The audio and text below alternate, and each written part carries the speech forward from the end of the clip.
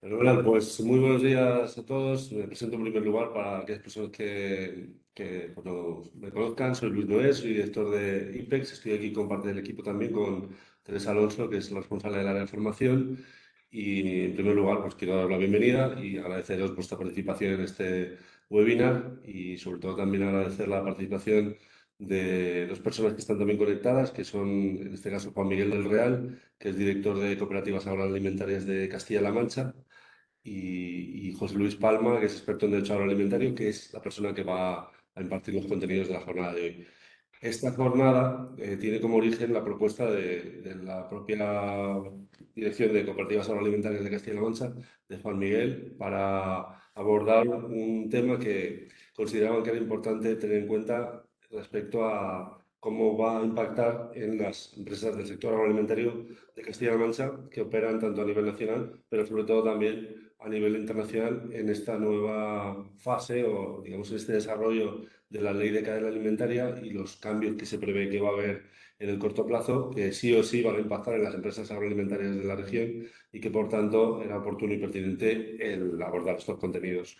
Para hacerlo, digamos, Cooperativas Agroalimentarias nos propuso, digamos, la persona que mejor podía orientarnos en este camino y en este caso pues contactamos con José Luis Palma, que es experto en esta materia y que, como decía, va a ser quien nos avance sobre todo lo que tiene que ver con este tema.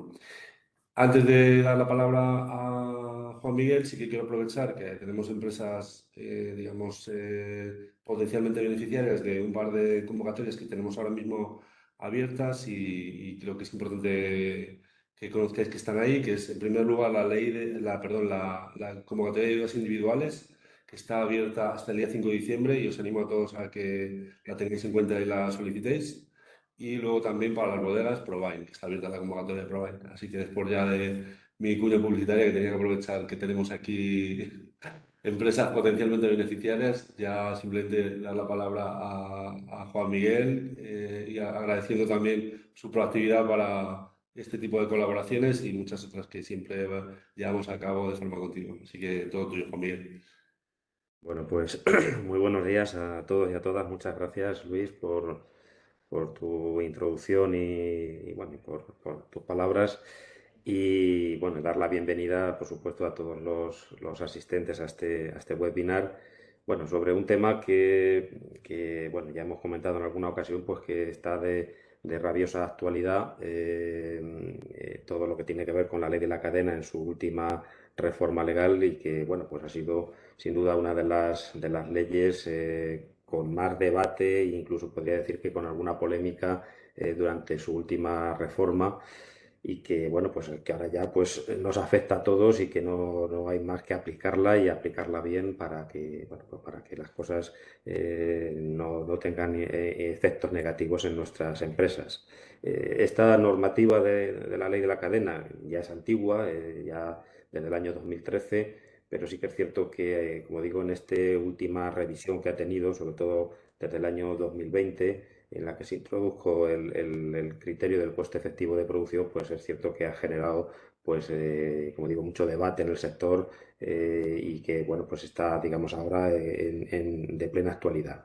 Pero sí que es cierto que, digamos que en lo que es la aplicación de la ley, en la parte de aplicación a nivel nacional en operaciones dentro de nuestro país, pues es más sencillo de entender, pero están surgiendo pues eso, muchas dudas a la hora de aplicar toda la normativa y todas las directivas que hay en esta materia a nivel europeo cuando hablamos ya de operaciones de comercio exterior, a nivel intracomunitario, pero sobre todo también en nuestras relaciones con países terceros y con un país en concreto, con Reino Unido, que sí que es cierto que nuestro sector, sobre todo el vitivinícola, pues tiene un flujo comercial muy importante y que tenemos que entender bien cómo realizar todas estas operaciones comerciales y cumplir a la vez con las exigencias que tienen que ver con la ley de la cadena y con las prácticas comerciales desleales reguladas en una directiva que supongo que ahora José Luis hará referencia a ella. Entonces, bueno, por eso planteábamos al IPES pues, la necesidad de hacer un seminario como este para dar un repaso a la ley de la cadena en su conjunto, pero específicamente centrándonos en el impacto que tiene esta nueva normativa en las operaciones de comercio exterior. Y para eso, bueno, pues vamos a contar con un ponente de lujo, con José Luis Palma, que sé que es un colaborador estrecho del sector agroalimentario, un experto en derecho agroalimentario, y pues, creo que estamos todos muy expectantes, José Luis, de que nos dirijas tu ponencia, tu intervención, y que bueno, pues nos aclares un poco todas estas dudas que van surgiendo con la aplicación de esta normativa. Así que yo, por mi parte, pues agradecerte que estés con nosotros, José Luis, hoy, y que bueno, te doy la palabra ya directamente para que comiences con tu intervención.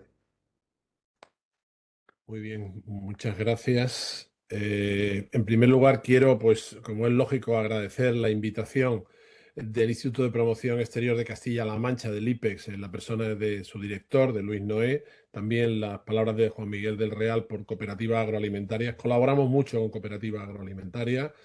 Conocemos la problemática de la singularidad del modelo cooperativo español y tenemos que decir que algo de esa relación está plasmado en la ley en la medida que ayudamos en su momento a cooperativas a trabajar en lo que era el texto de la redacción definitiva de la norma legal, y creemos que hay algún eco de todo eso está ahí en esa norma, y ahora lo veremos a continuación.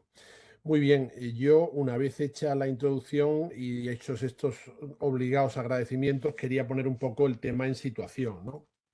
La invitación, que me ha parecido muy interesante y que yo agradezco de entrada, como digo, reiteradamente, por lo que tiene de actualidad, ya la habéis puesto en contexto vosotros. Tenemos una ley que tiene prácticamente 10 años, pero que ha sido reformada en una gran medida. Y ha sido reformada en una gran medida para introducir cuestiones trascendentales.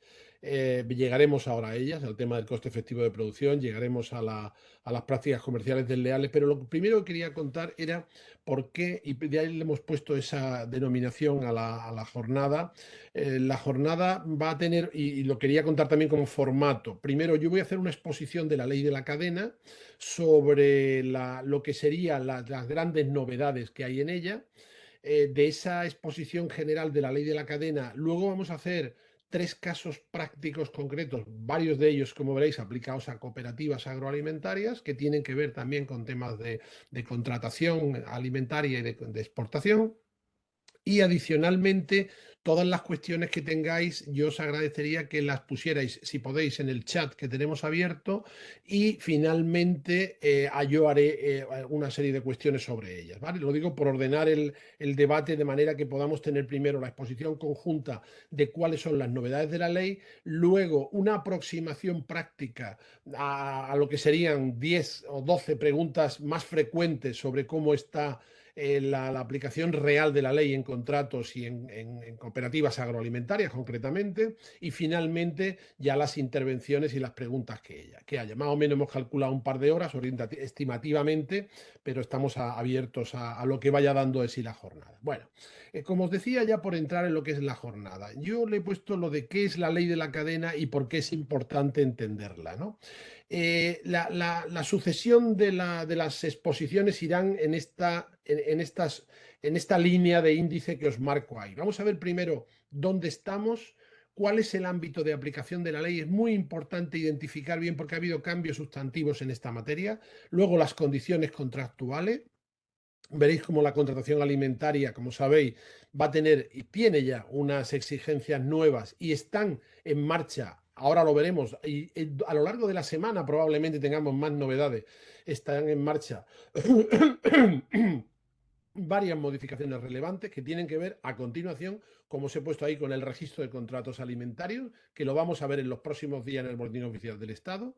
Luego vamos a ver las prácticas comerciales abusivas que encajan sobre la nueva norma, la potestad sancionadora, muy importante porque al fin y al cabo tenemos que tener presente cuáles son las posibles sanciones que pueden devenir del incumplimiento de los preceptos de la norma, y hay una serie de disposiciones adicionales que yo no me resisto a trabajar sobre ellas porque abren unos periodos de transitorios por una parte y de regulaciones especiales por otra, que es importante tener sobre la mesa a la hora de elaborar el contrato alimentario, que es la gran estrella de la ley. Ya lo fue de la ley 2013. Esta ley modifica grandemente la ley 2013, pero sigue manteniendo como gran estrella de la novedad legislativa, novedad entre comillas después de 10 años, pero sigue siendo novedad, al contrato alimentario. Hay que hacer bien el contrato alimentario para evitar las consecuencias indeseables que tiene el no estar atento a las exigencias que son importantes que nos va a marcar la ley. Y luego veremos, como os he dicho,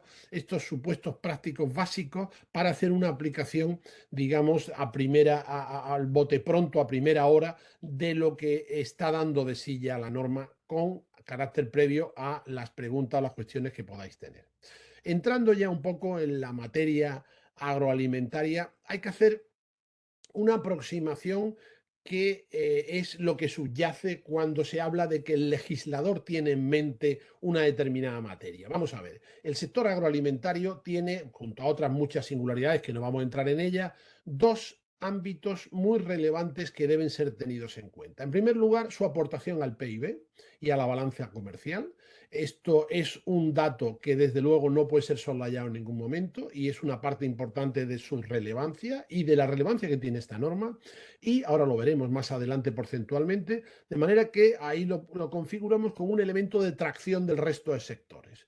Y sobre todo en comunidades autónomas, y el caso de Castilla-La Mancha es súper ejemplificativo, donde la industria alimentaria junto a la producción agraria y pecuaria tienen un gran tirón sobre el PIB autonómico.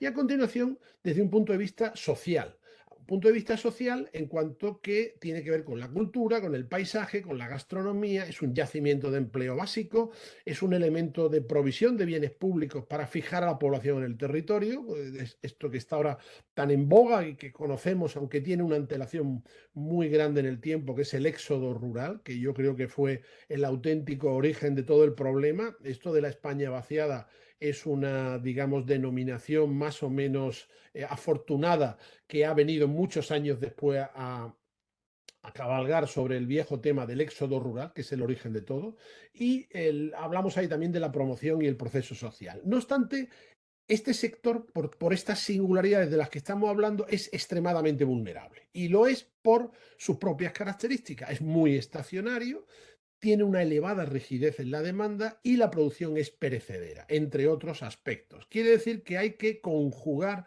la respuesta a estos problemas para poder estar realmente acercándonos al problema. ¿Qué es lo que hace la ley de medidas para mejorar el funcionamiento de la cadena alimentaria, que es la ley de 2013? Bueno, sin duda la ley de 2013 fue una ley positiva. De hecho, como decía, esta noción básica del contrato introducida desde la ley tuvo mucho que ver con gran parte de los cambios positivos que se han registrado en la materia. Por lo tanto, el contrato alumbró una nueva realidad, ahora después hablaremos sobre ella, pero al hilo de lo que ha ocurrido desde 2013 hasta aquí, hay una serie de circunstancias que yo os he plasmado ahí y que a nadie se le escapan. Por una parte, hay un aumento de los costes salariales, que está claramente a ojos de todos. Hay un incremento de los costes ambientales. Este factor ambiental, como os he dicho antes, es uno de los factores básicos del condicionamiento de la cadena alimentaria. Tened en cuenta, como oía decir hace poco en una jornada muy interesante que tuvimos en la Real Academia de Ciencias Morales y Políticas, la Unión Europea es una isla proteccionista en un mar librecambista, que es el mundo. Con lo cual, los costes ambientales son una seña de identidad del cambio agroalimentario, y del cambio agroalimentario en un lugar que es la Unión Europea, que es el máximo de calidad, sin duda alguna, a nivel mundial en cuanto a seguridad y en cuanto al mantenimiento de otros inputs, y uno de ellos es el ambiental. No podemos concebir la producción por la producción, sino que tenemos que atender al medio ambiente, y esto está ahí también. En tercer lugar, hay un problema de pérdida de competitividad y de sostenibilidad. Como os decía, esta isla proteccionista está en un entorno donde todos los mares que le rodean son de libre cambio.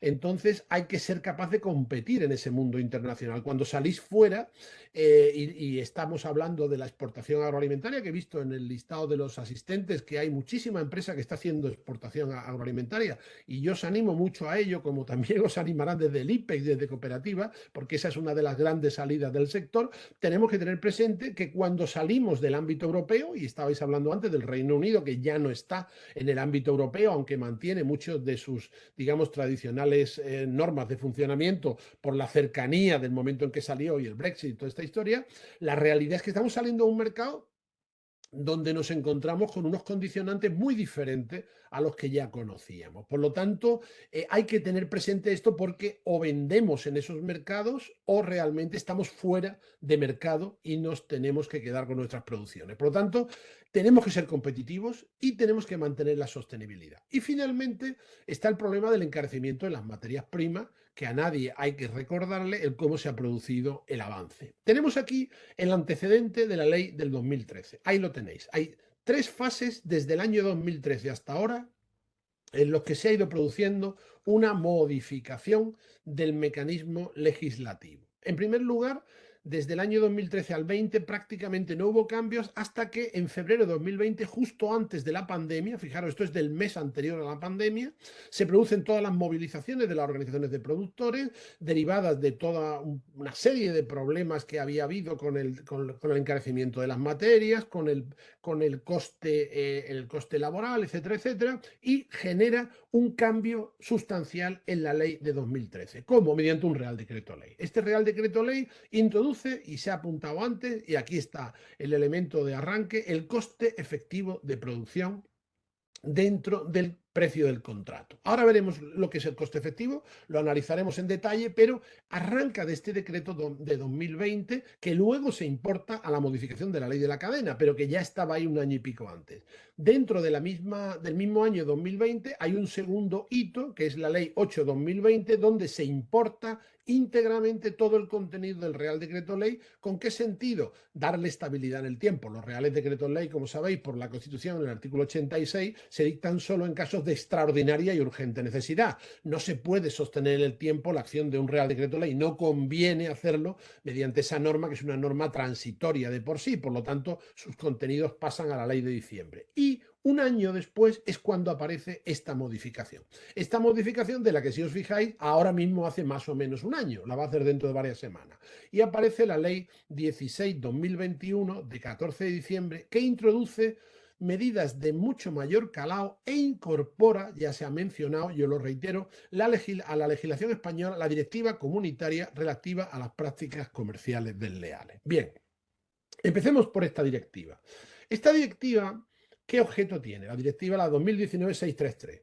La directiva es una norma europea dirigida a los estados. Por lo tanto, son los estados, en este caso el Reino de España, que es el estado, los que están obligados a desarrollarla internamente con arreglo a su legislación para poner en marcha esas novedades. Bien, esta directiva sobre prácticas comerciales desleales en la cadena de suministro agrícola y alimentario, que es su denominación, tiene este objetivo que os he puesto ahí: asegurar el correcto funcionamiento de este sector económico y social y luchar contra las prácticas que se apartan de las buenas conductas comerciales, que sean contrarias a la buena fe y a la lealtad comercial, y que se imponen unilateralmente por una de las partes a la otra. Luego los veremos en detalle, no os preocupéis, baste con deciros que esa es la denominación. Pero es muy curioso, porque esta norma europea, a diferencia de la mayoría de las que estamos aplicando regularmente, donde lo que nos encontramos es que la norma española deriva, importa, transpone, adapta la norma europea, aquí muy curiosamente la norma europea tiene un origen español. Es decir, esta directiva europea en gran medida se ha construido sobre la ley 12/2013 de la que estamos hablando, con lo cual aquí tenemos además el valor de haber sido los innovadores en la Unión Europea que han dado pie a gran parte de los contenidos de esta norma. Esta norma, además, como os digo ahí, es una directiva de mínimos. ¿Qué supone eso? Que deja un margen muy amplio a los estados para que lleven a cabo la transposición, introduciendo medidas más estrictas. La ley 16/2021, la que tenemos encima de la mesa como modificación de la ley de la cadena. ¿Qué elementos esenciales tiene. Por una parte, como no podía ser de otro modo, incorpora estos contenidos de la directiva, porque es obligatorio, aunque como digo, en gran medida ya los teníamos internamente. En segundo lugar, incorpora los conceptos del Real Decreto Ley que hemos dicho y sobre todo el coste efectivo de producción lo refuerza y lo adapta. Y es muy importante esto de la adaptación que os voy a contar ahora porque veréis que la adaptación va a ser muy relevante en la aplicación práctica de la ley de la cadena. Y os daré alguna pincelada de aplicación práctica un poquito más adelante. Y en tercer lugar, la ley 8/2020, como no podía ser de otra manera, también pasa a ser tenida en cuenta. Estos son los tres elementos esenciales de la nueva ley. ¿Qué dimensión tiene esta nueva ley? Bueno, fijaos, afecta a casi el 10% del Producto Interior Bruto. Es decir, la consideración conjunta del sector primario y la industria alimentaria abarca casi, yo diría que quizás el 10 o un poquito más del PIB. Son 2,6 millones de empleos, nada menos del total, pero tiene además dos singularidades de especial trascendencia social. Primero, tiene una atención especial a los trabajadores rurales, a los trabajadores que están en uno de los medios más vulnerables, y a los estratos que están más afectados por la situación de la cadena económica de producción. Por lo tanto, tiene una trascendencia social especial, aparte de que tenga una relevancia económica muy grande. ¿Cuáles son, por tanto, las principales novedades que hemos identificado? Y aquí entraríamos en la primera de la que os dije, que sería el ámbito de aplicación.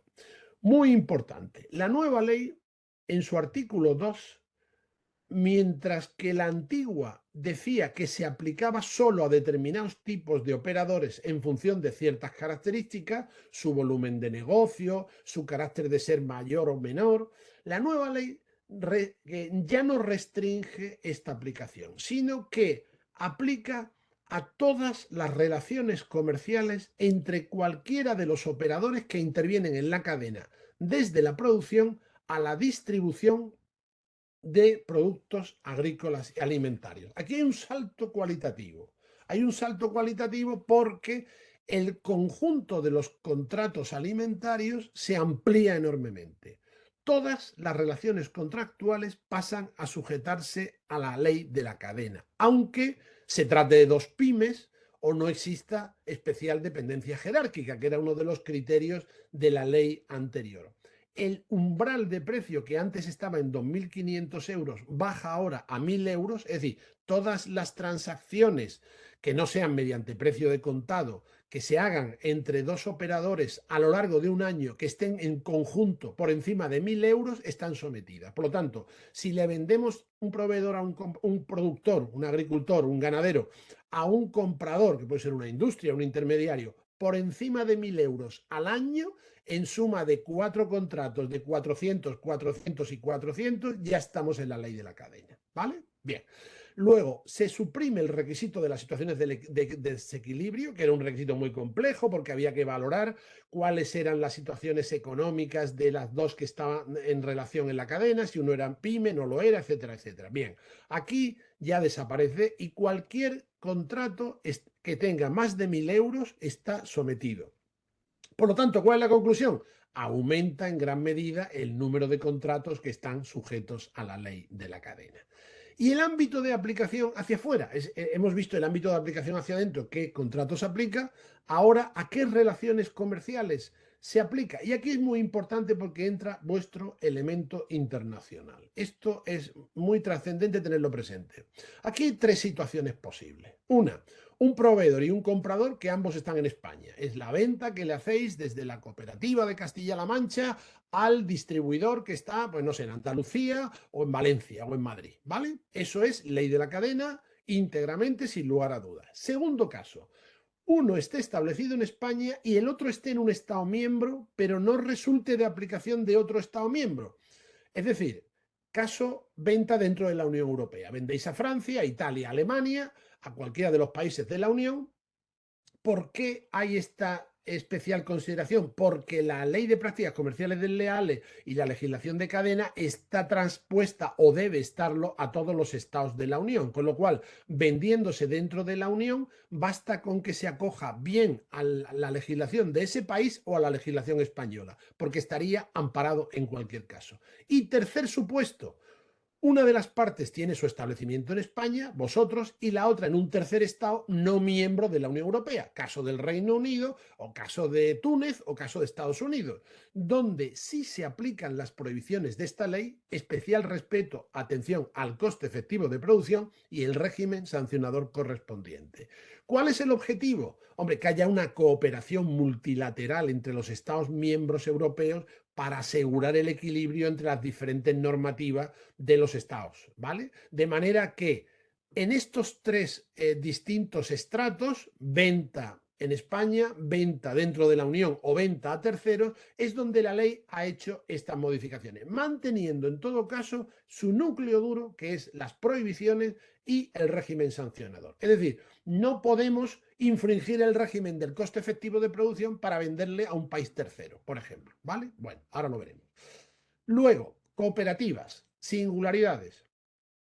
Quedan excluidas del ámbito de aplicación de la ley y sobre todo de los contratos alimentarios, ahora veremos cómo, las entregas de producto que se realicen a cooperativas y a otras entidades asociativas por parte de los socios de las mismas, siempre que en virtud de los estatutos estén obligadas a su realización, vengan obligados a esta realización. ¿Qué quiere decir esto?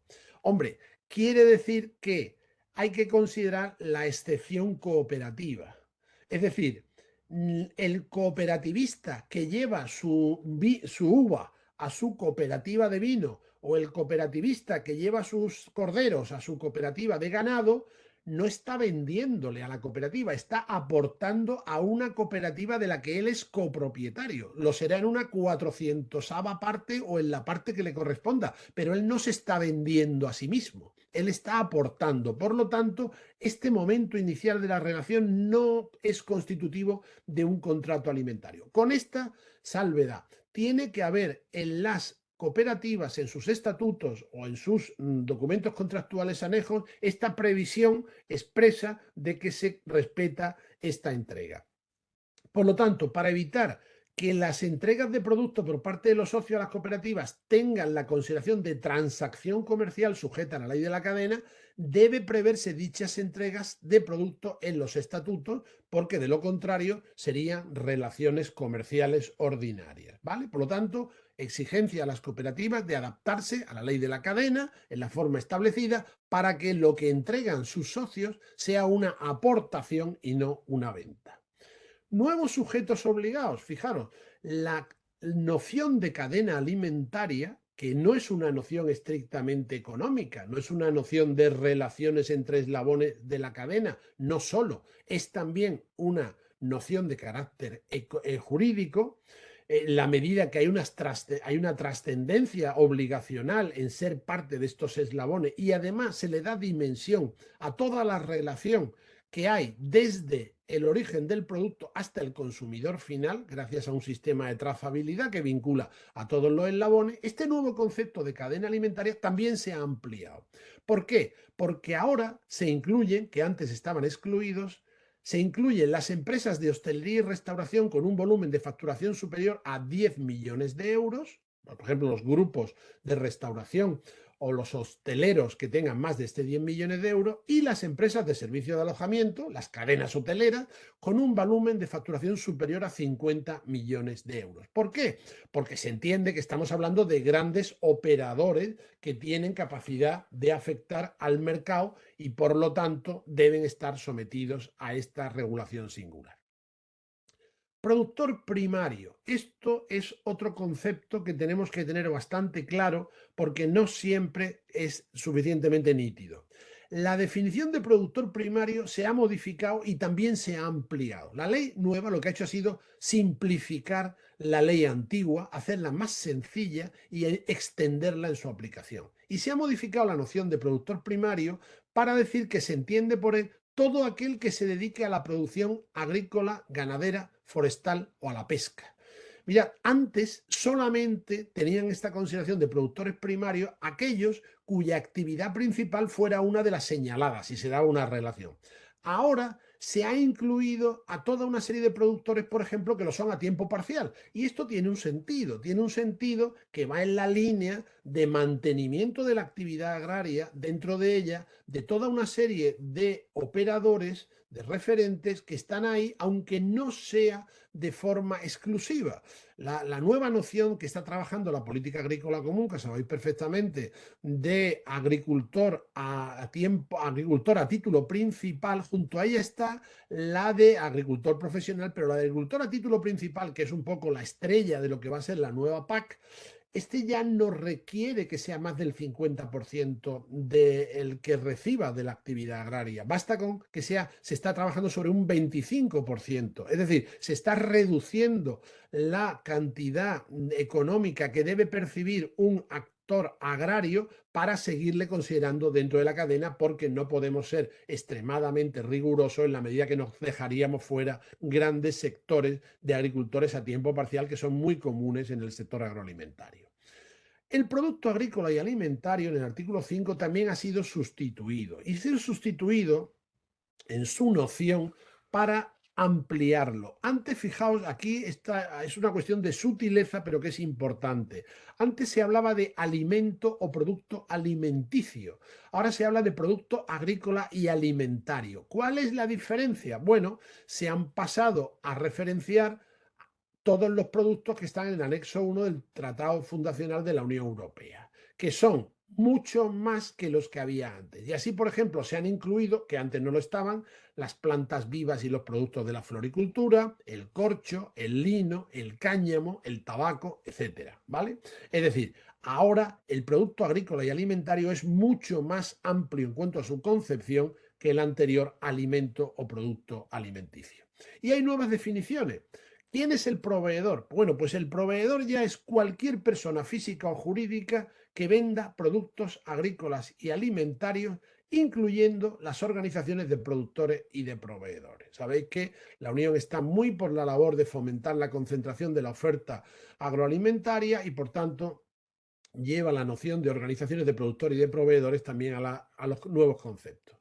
¿Este producto agrícola y alimentario perecedero cuál es? Es decir, no es lo mismo el producto perecedero que el que no lo es, porque la capacidad de negociación, como sabemos perfectamente, es muy diferente. Bueno, pues el perecedero son aquellos que dejan de estar aptos para la venta o necesitan conservación en condiciones determinadas de temperatura en los 30 días siguientes a su recolección, su producción o su transformación. Y es muy importante esta definición a los efectos de la venta a pérdida, que la vamos a ver ahora, y junto con ella las prácticas comerciales desleales y el ámbito sancionador. Por lo tanto, producto perecedero se eleva su consideración en la nueva ley a efectos de su categorización jurídica. Y luego, ¿quién es el comprador? Bueno, pues cualquier persona que compre producto agrícola y alimentario, exceptuando al consumidor final. Nosotros no somos miembros de la cadena, somos miembros de la cadena alimentaria, pero no de la cadena agroalimentaria en el concepto de la ley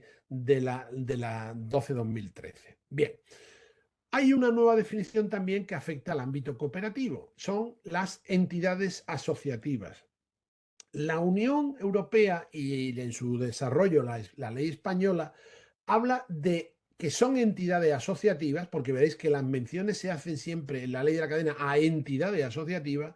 Son, por una parte, las sociedades cooperativas de primero, segundo y ulterior grado, de las cooperativas en cualquiera de las formas en que le conocemos, pero también lo son las sociedades agrarias de transformación, las organizaciones de productores con personalidad jurídica que estén reconocidas y las entidades civiles o mercantiles, siempre que más del 50% de su capital pertenezca a cooperativas, organizaciones de productores o sociedades agrarias de producción.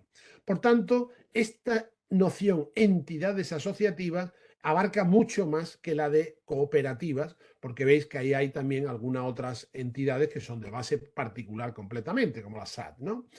Las entregas, dice finalmente el precepto, de productos realizadas en el marco de acuerdos intercooperativos tendrán la consideración de entregas de socios.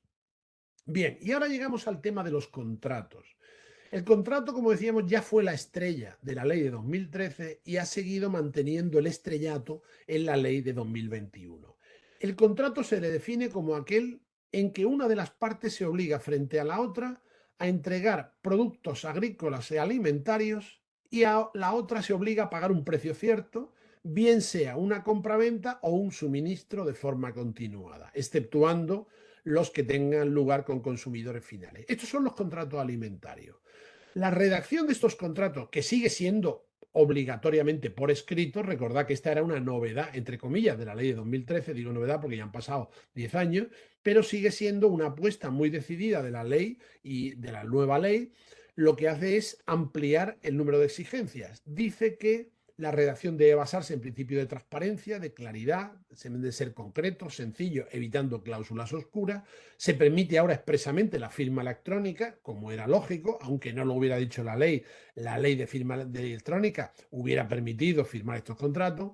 Y muy relevante, y esto es trascendente a los efectos de la negociación del día a día, los contratos deben formalizarse por escrito, por supuesto, antes del inicio de las prestaciones y cada una de las partes debe custodiar una copia. Es decir, si el agricultor está vendiendo 10.000 kilos de uva a su cooperativa, perdón, si lo vende a su cooperativa es una aportación. Si un agricultor le vende a una cooperativa o a un intermediario 10.000 kilos de uva, no se los puede vender poniendo que los entregó ayer, sino que tiene que ser que los entrega a partir de este momento.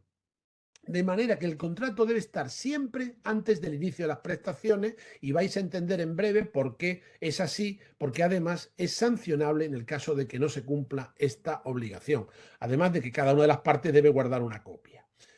¿Cuáles son las peculiaridades de la entrega de socio a cooperativas? Que las vuelve a hablar. Bueno, pues hay dos opciones. O bien se formalizan dichas transacciones por contrato escrito individualizado cumpliendo los requisitos de contenido mínimo del contrato del artículo 9 o, como os he dicho antes, que lo parece más lógico, los estatutos prevén, antes de que se realice la entrega, el procedimiento de determinación del valor del producto entregado, el calendario de entrega y además una comunicación fehaciente a los interesados que se incluirá en el acuerdo y se apruebe por el órgano. Es decir, estas son las salvedades que hay que tener en cuenta para mantener la excepción cooperativa. Importante, os pongo ahí, importante, si no se formalizan los contratos de acuerdo con esta exigencia y no se adaptan los estatutos, se puede incurrir en una infracción. Por lo tanto, mandato a las cooperativas de que estén adaptadas a estas novedades de la ley de la cadena. Otras de las novedades del ámbito contractual. Bueno, en los contratos hay que hacer referencia, se dice ahora, a las categorías y las referencias contratadas. Esto parece a veces una perogrullez o una redundancia, pero lo cierto es que en muchas ocasiones no se hacía así y por eso se han producido múltiples problemas en la interpretación de la ley. Y aunque se habilita a que esta indicación se concrete en la orden de pedido, esto debe tenerse presente en el contrato en todo caso. Es decir, el contrato debe manifestar con claridad cuál es la categoría y la referencia contratada. Otro de los factores, bueno, el tema del precio. Y en el precio vamos a llegar ya, estamos llegando al coste efectivo de producción. Pero hay unos prolegómenos importantes. Primero, factores que pueden servir para determinar el precio. Ya no se puede introducir la salvedad de que el precio se determinará en función de la situación del mercado, en función del volumen que se entregue, en función de la calidad o la composición. No. El precio debe estar perfectamente determinado cuando se firme el contrato, que es, como recordáis, antes de la entrega del producto. En ningún caso pueden ser manipulables estos precios por el operador o por otros operadores del sector. De manera que esas referencias genéricas que existían en contratos a que el precio se determinará una vez que se haya concluido el conjunto de las... Eso es todo nulo. No vale porque el precio debe estar en el contrato de forma clara desde el momento anterior a la entrega del bien. Y llegamos al coste efectivo de producción, que como os he puesto ahí es la culminación de la Ley 8/2020, que a su vez, como vimos antes, es el Real Decreto Ley 5/2020. El precio, y esta es la noción esencial, que tenga que percibir un productor primario debe ser superior al coste efectivo de producción. ¿Cómo se determina el coste efectivo de producción? Bueno, pues La ley anteriormente, la ley cuando fue modificada en el año 20 por el Real Decreto Ley, decía que el coste efectivo de producción debía determinarse contrato a contrato. Es decir, si yo vendo estos 10.000 kilos de uva, como hemos dicho, a ese comprador, yo en ese contrato tengo que saber cuál es mi coste efectivo de producción. Bueno, este era un poco diabólico, porque a ver quién es capaz de saber cuál es su coste efectivo de producción contrato a contrato. Esto, alguna persona que intervino en una jornada que hemos dado recientemente decía, yo soy licenciado en ciencias empresariales y la asignatura de coste de los factores era de las más difíciles de la carrera. Quiero decir, no podemos exigirle al agricultor, al ganadero, que sean capaces de determinar contrato a contrato su coste efectivo de producción. La ley, que sigue apostando por este factor, que es un factor clarísimo de carácter social y económico, como ahora veremos, sí flexibiliza y dice que la determinación del coste efectivo puede tener ahora la precisión de que tome como referencia el conjunto de la producción comercializada para la totalidad o una parte del ciclo económico o productivo, y se imputará en la forma que el proveedor que considere que mejor se ajusta a la calidad y características. ¿Qué quiere decir esto? Quiere decir que si yo vendo mis 10.000 kilos al comprador, los 10.000 kilos de uva, y luego vendo 5.000 más a otro y 5.000 más a un tercero, yo puedo tomar el conjunto de esas tres operaciones como mi coste efectivo de producción, porque al fin y al cabo será lo real. Es decir, el agricultor sabe cuál es la estimación en la que se mueve su coste efectivo de producción, y lo sabe en un entorno de campaña o un entorno mensual o un entorno periódico. No lo sabe operación a operación. Esto es muy difícil de calcular. Por lo tanto, la ley ha flexibilizado y se introduce, como digo, hay notas de flexibilidad y realismo en la situación anterior de cálculo del coste efectivo de producción. Este coste efectivo de producción, ¿qué factores debe considerar? Porque la ley no nos ha dicho cómo se calcula. Esto es muy importante y lo veremos ahora. La ley lo ha deferido a la estimación de cada uno de los operadores en las transacciones comerciales, pero dice cuáles son los factores que hay que tener en cuenta en su cálculo, que sinceramente son factores que lógicamente deberíamos tener en cuenta, que son el coste de la semilla y las plantas de vivero, los fertilizantes, los fitosanitarios, los pesticidas, los combustibles y la energía, la maquinaria, las reparaciones, los costes de riego, los alimentos para animales, los gastos veterinarios, las amortizaciones, los intereses de los préstamos y productos financieros, los trabajos que se contraten y la mano de obra asalariada o aportada por el propio productor o por miembros de su unidad familiar. Esta mención última es muy importante y no estaba en la ley anterior.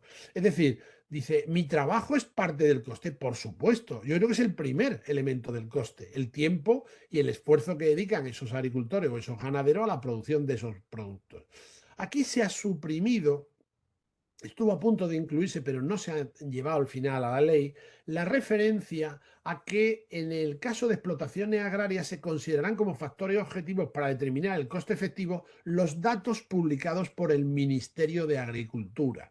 ¿Por qué se ha suprimido esto? Porque había un riesgo de inconstitucionalidad. Si hay un principio de libertad de empresa y hay un principio de libertad de estimación de costes, lo que no podemos es remitir a unos índices que apruebe el ministerio el cual sea el precio del cordero, el precio de la uva o el precio del azafrán.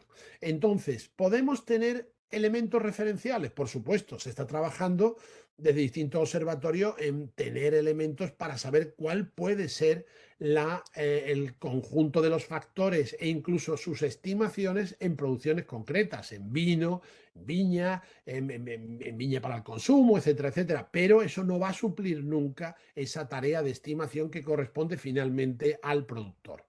Las condiciones de pago. Ha sido una adición innecesaria, y digo innecesaria porque la exigencia del cumplimiento de los plazos de pago ya está en la Ley 15/2010 de riesgo de morosidad en las operaciones comerciales, que es de cumplimiento obligado en todo caso, pero se ha reiterado de nuevo, que es el tema de los 30 días, etcétera, etcétera. El deudor no puede, y esto sí lo dice la ley de la cadena, recibir ningún tipo de compensación, de ventaja o de descuento por el cumplimiento de la normativa aplicable, ni establecer condicionalidad alguna en el pago.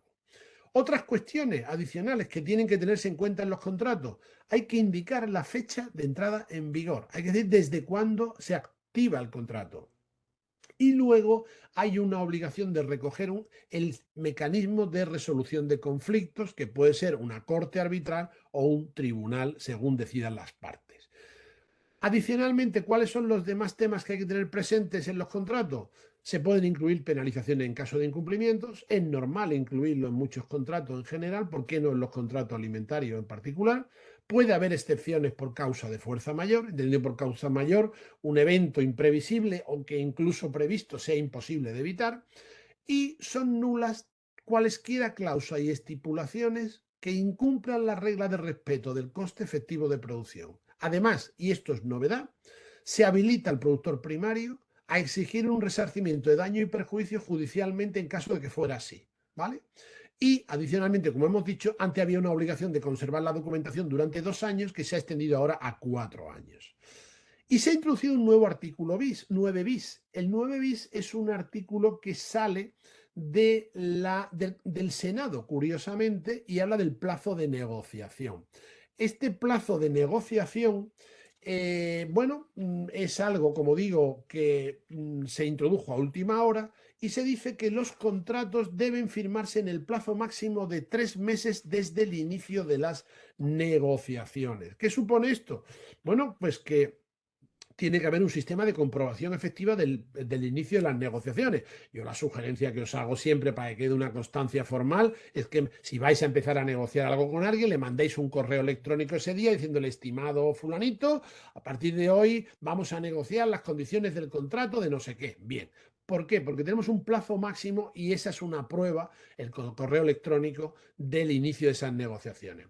Bueno, esta norma es un poco vacía porque no prevé ningún tipo sancionador en caso de incumplimiento, aunque sí podrían darse acciones en la vía civil por dilación indebida de las negociaciones, lo cual es muy difícil, y también es difícil saber qué postura tendrían los tribunales al respecto por lo novedoso que es esto, ¿no? Pero se prevé también que si estuviese prevista la renovación del contrato, las nuevas condiciones se pueden negociar hasta 2 meses con posterioridad al vencimiento. Es decir, las partes pueden perfectamente pactar que las nuevas condiciones retrotraigan su efecto hasta el vencimiento de las anteriores, pero este proceso de prórroga tiene como máximo un periodo de 2 meses. El artículo 9 bis da entrada a una de las grandes novedades aún no desarrolladas de la ley de contratos, que es el registro de contratos alimentarios. Pero para que veáis la actualidad de esta jornada y lo relevante de que estemos ahí, no por lo que yo os pueda decir, sino por la aplicabilidad práctica, en los próximos días vais a ver en el Boletín Oficial del Estado el decreto por el que se aprueba el registro de contratos alimentarios. La ley lo prevé.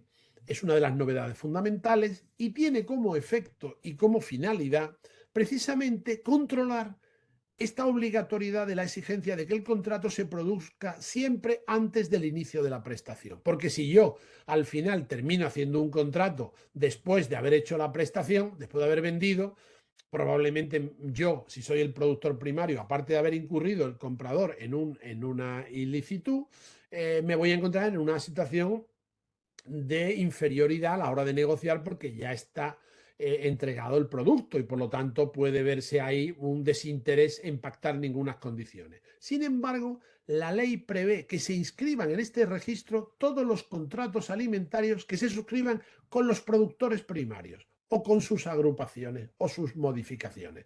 Atención a esto, son solo los productores primarios, es decir, el agricultor que vende al primer comprador, el ganadero que vende al primer comprador, los que tienen que inscribirse. La obligación corresponde al comprador. Es decir, quien va a infringir es quien compre, no quien venda. Lo cual también tiene que ver con que se está considerando cuál es ordinariamente la posición más fuerte en el negocio jurídico alimentario, que es la del comprador, por este carácter atomizado que hemos visto de la situación del sector agroalimentario. Y la inscripción en este registro se debe realizar antes de la entrega del producto, de manera que esta aplicación, que va a ser básicamente una aplicación electrónica que estará controlada por la Agencia de Información y Control Alimentario, la AICA, es la que va que está dentro del Ministerio de Agricultura, es la que va a supervisar que se hagan estas inscripciones en el registro de contratos alimentarios. Este desarrollo reglamentario, ya os lo digo, va a llegar pronto, está en los próximos días en el Boletín Oficial del Estado, va a estar en vigor el 1 de enero de 2023, lo dice así la ley de la cadena. La fase de la consulta se pone ahí que finalizó en febrero, pero todavía no ha terminado la fase de elaboración y, como digo, ha pasado ya por el Consejo de Estado y en los próximos días va a estar en el Boletín Oficial. Yo creo que en el Consejo de Ministros de mañana, probablemente, o la semana que viene, no sé qué día, estará aprobado y pasará al boletín. Por lo tanto, la ICA, como hemos dicho, tendrá acceso al registro para realizar las comprobaciones pertinentes.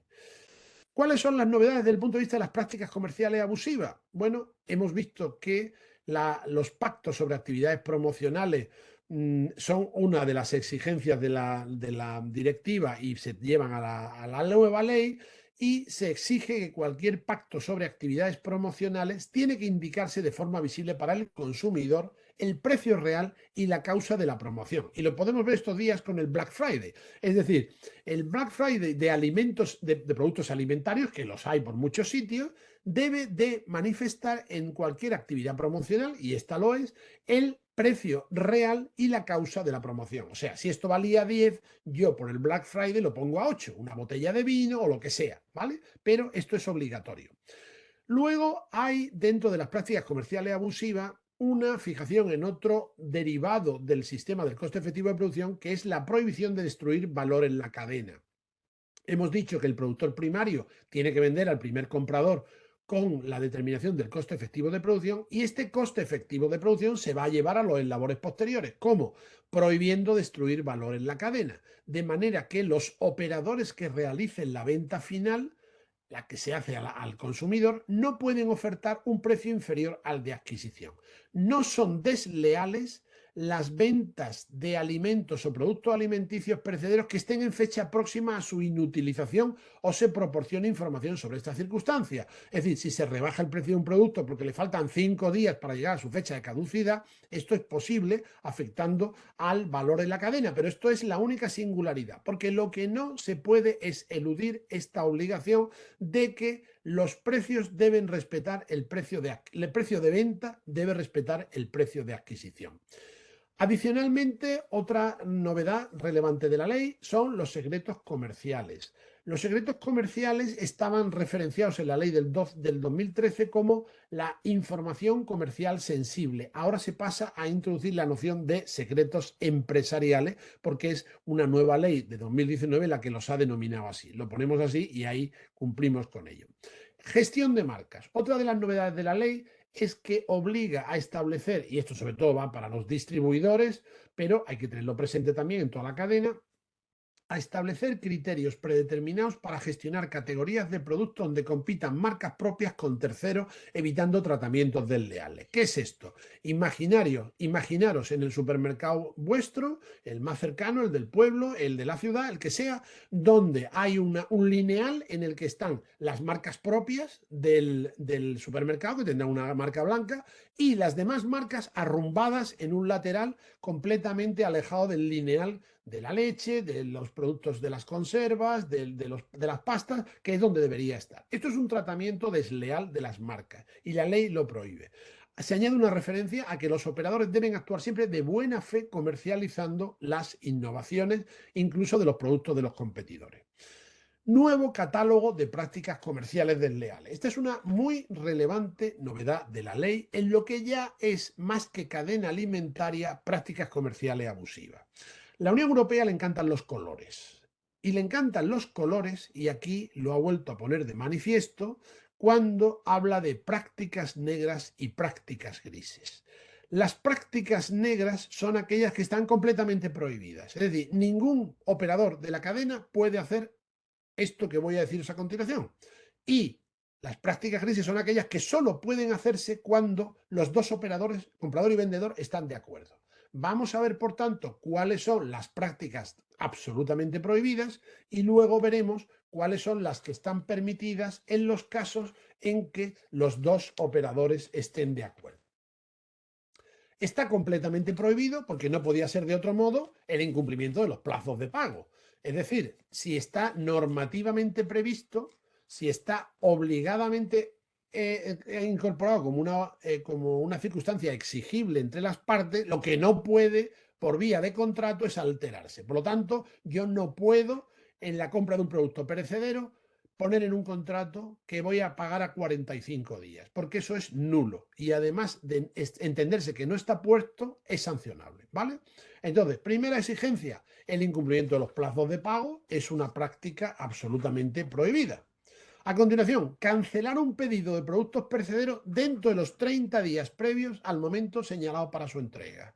Por lo tanto, si yo he encargado un producto para dentro de una semana, o de 2 semanas, o de 3 semanas, hasta 30 días, yo dentro de ese plazo no puedo cancelarlo. Me lo tenía que haber pensado antes, porque estoy, evidentemente, yo, comprador, trasladando un problema al productor que ha confiado en mí y le he desilusionado, y aparte de desilusionarle, le he causado un daño. En tercer lugar, no se puede, bajo ningún concepto, modificar unilateralmente un contrato en lo que se refiere a la frecuencia, el método, el lugar, el calendario o el volumen de suministro o la entrega de los productos agrícolas o las normas de calidad, las condiciones de pago o los precios. Es decir, no se puede modificar ninguna de las condiciones esenciales de un contrato. Más prácticas prohibidas en todo caso. Exigir pagos que no estén relacionados con la venta de productos agrícolas o alimentarios. O que el comprador exija al proveedor que pague por el deterioro o la pérdida de productos que se ocurren en los locales del comprador o cuando la propiedad ya ha sido transferida al comprador sin que dicho deterioro o pérdida se deban a negligencia o culpa. Es decir, si yo he servido los 10.000 kilos de uva de los que venimos hablando del principio y 3.000 de ellos están podridos o están mal o están deteriorados, yo no puedo exigir que se mantenga el contrato en esos términos, porque ha habido una culpa mía como proveedor. Pero si mis kilos de uva son correctos, lo que no se puede es que si se le deteriora esa mercancía al comprador en sus locales o en sus almacenes o en lo que sea, yo sea el responsable de ella. Bien, seguimos con las prácticas negras prohibidas en cualquier caso. Que una es una práctica prohibida que una de las partes se niega a confirmar por escrito los términos de un contrato cuando se le solicite. Es decir, si solicitamos de un proveedor, perdón, si un proveedor solicita de un comprador que le confirme por escrito las condiciones de un contrato porque tiene dudas, tiene que hacerlo obligatoriamente. También es práctica negra adquirir, utilizar o divulgar secretos empresariales de la otra parte de forma ilícita. También lo es amenazar o cometer represalias comerciales cuando la otra ejerza sus derechos, ¿vale? Y también la transferencia al proveedor de los gastos derivados de estudiar las reclamaciones de los clientes relativas a la venta de sus productos cuando la causa de las mismas, volvemos a lo que hemos dicho antes, no sea la negligencia o la culpa del proveedor. Todas estas posibilidades suponen una prohibición absoluta y es una práctica negra. Las grises, aquellas que están prohibidas salvo que la acuerden de forma clara y sin ambigüedad las dos partes, porque se entiende que hay supuestos en los cuales puede ser tolerado. Bueno, exigir un pago como condición por el almacenamiento, la exposición o la inclusión en una lista con la referencia de sus productos su puesta a disposición en el mercado. Es decir, exigir el que ser incorporado a un determinado listado de promociones pueda en determinados casos exigírsele un pago al proveedor. Tiene que estar pactado con él. También es práctica gris exigir que una parte asuma total o parcialmente el coste de los descuentos de los productos vendidos como parte de una promoción, a menos que antes de la misma se especifique su duración y la cantidad prevista de productos que vaya a encargarse a precio con descuento. Otra, exigir al proveedor que pague por la publicidad que realiza el comprador. Otra, exigir al proveedor que pague por la comercialización de sus productos. Exigir al comprador que pague por los gastos de personal utilizado para acondicionar los productos o exigir que el comprador devuelva productos no vendidos sin pagar por esto. Todas estas posibilidades son posibles siempre que haya acuerdo expreso entre las partes. Si no lo hay, están prohibidas. Bien. La potestad sancionadora, lógicamente viene a caballo de todas estas exigencias. Por lo tanto, importante que siempre los recuerdo en todas las exposiciones que hacemos de la ley de la cadena. Las autoridades administrativas pueden acordar y ejecutar medidas provisionales en el ámbito de los procedimientos sancionadores que pueden ser incluso mucho más lesivas que una sanción final. Es decir, el cierre de una empresa con carácter sancionador provisional, con carácter cautelar, es muy duro y puede suponer la muerte de esa empresa. Por ejemplo, imaginaos un cierre de una empresa de producción de productos alimentarios durante 6 meses, por una razón la que sea, puede ser una medida cautelar tan dura como la sanción de una enorme multa, porque puede provocar la extinción de esa entidad comercial. Por lo tanto, ojo a las medidas provisionales. Aquí hay una novedad importante que llamó la atención sobre las asociaciones y las organizaciones representativas de operadores que intervienen en la cadena, que sean titulares de intereses legítimos colectivos. Esto es una novedad. ¿Qué quiere decir? Bueno, quiere decir que desde ahora es posible que estas entidades, las asociaciones, a las organizaciones de productores, etcétera, etcétera, denuncien incumplimientos en la cadena y manifiesten su capacidad de ser parte en ese procedimiento, de manera que pueden personarse en el procedimiento sancionador, por ejemplo, evitando que tenga que estar el interesado, que puede temer una represalia de un comprador. Otra infracción nueva que están en la legislación y que son importantes y hay que tener presente: cancelar, como hemos dicho antes, un pedido dentro de los 30 días previos a la entrega, porque evidentemente estamos causando una lesión al comprador. Otro, incumplir por una entidad asociativa las condiciones previstas en los estatutos en relación con las aportaciones de los socios, lo que hemos visto más atrás. Otra, exigir al proveedor que pague por el deterioro o la pérdida de productos en los locales del comprador cuando ya le ha sido transferida la propiedad, lo cual supone la transferencia de la propiedad, transferir todo el riesgo de esa propiedad. Otra, sancionable, que una de las partes se niega a confirmar por escrito los términos de un contrato cuando se lo soliciten, lo que hemos visto antes, que es un derecho de las partes, o transferir al proveedor los gastos derivados de estudiar las reclamaciones de los clientes o los expedientes sancionadores por la venta de sus productos, salvo que haya habido negligencia o culpa del proveedor. Adicionalmente, en relación a las obligaciones del registro, incumplir la obligación de inscribir en el registro, que como sabemos gravita sobre el comprador, es también una infracción. Otra, incumplir las obligaciones de los pactos promocionales o realizar actividades promocionales que incumplan las obligaciones del artículo 12 bis, que son las de destruir el valor en la cadena. Otra, exigir pagos adicionales. Otra, que el comprador se le exija que devuelva productos no vendidos sin pagar por esto, o que incumpla las obligaciones en materia de gestión de marcas. Específico para cooperativas.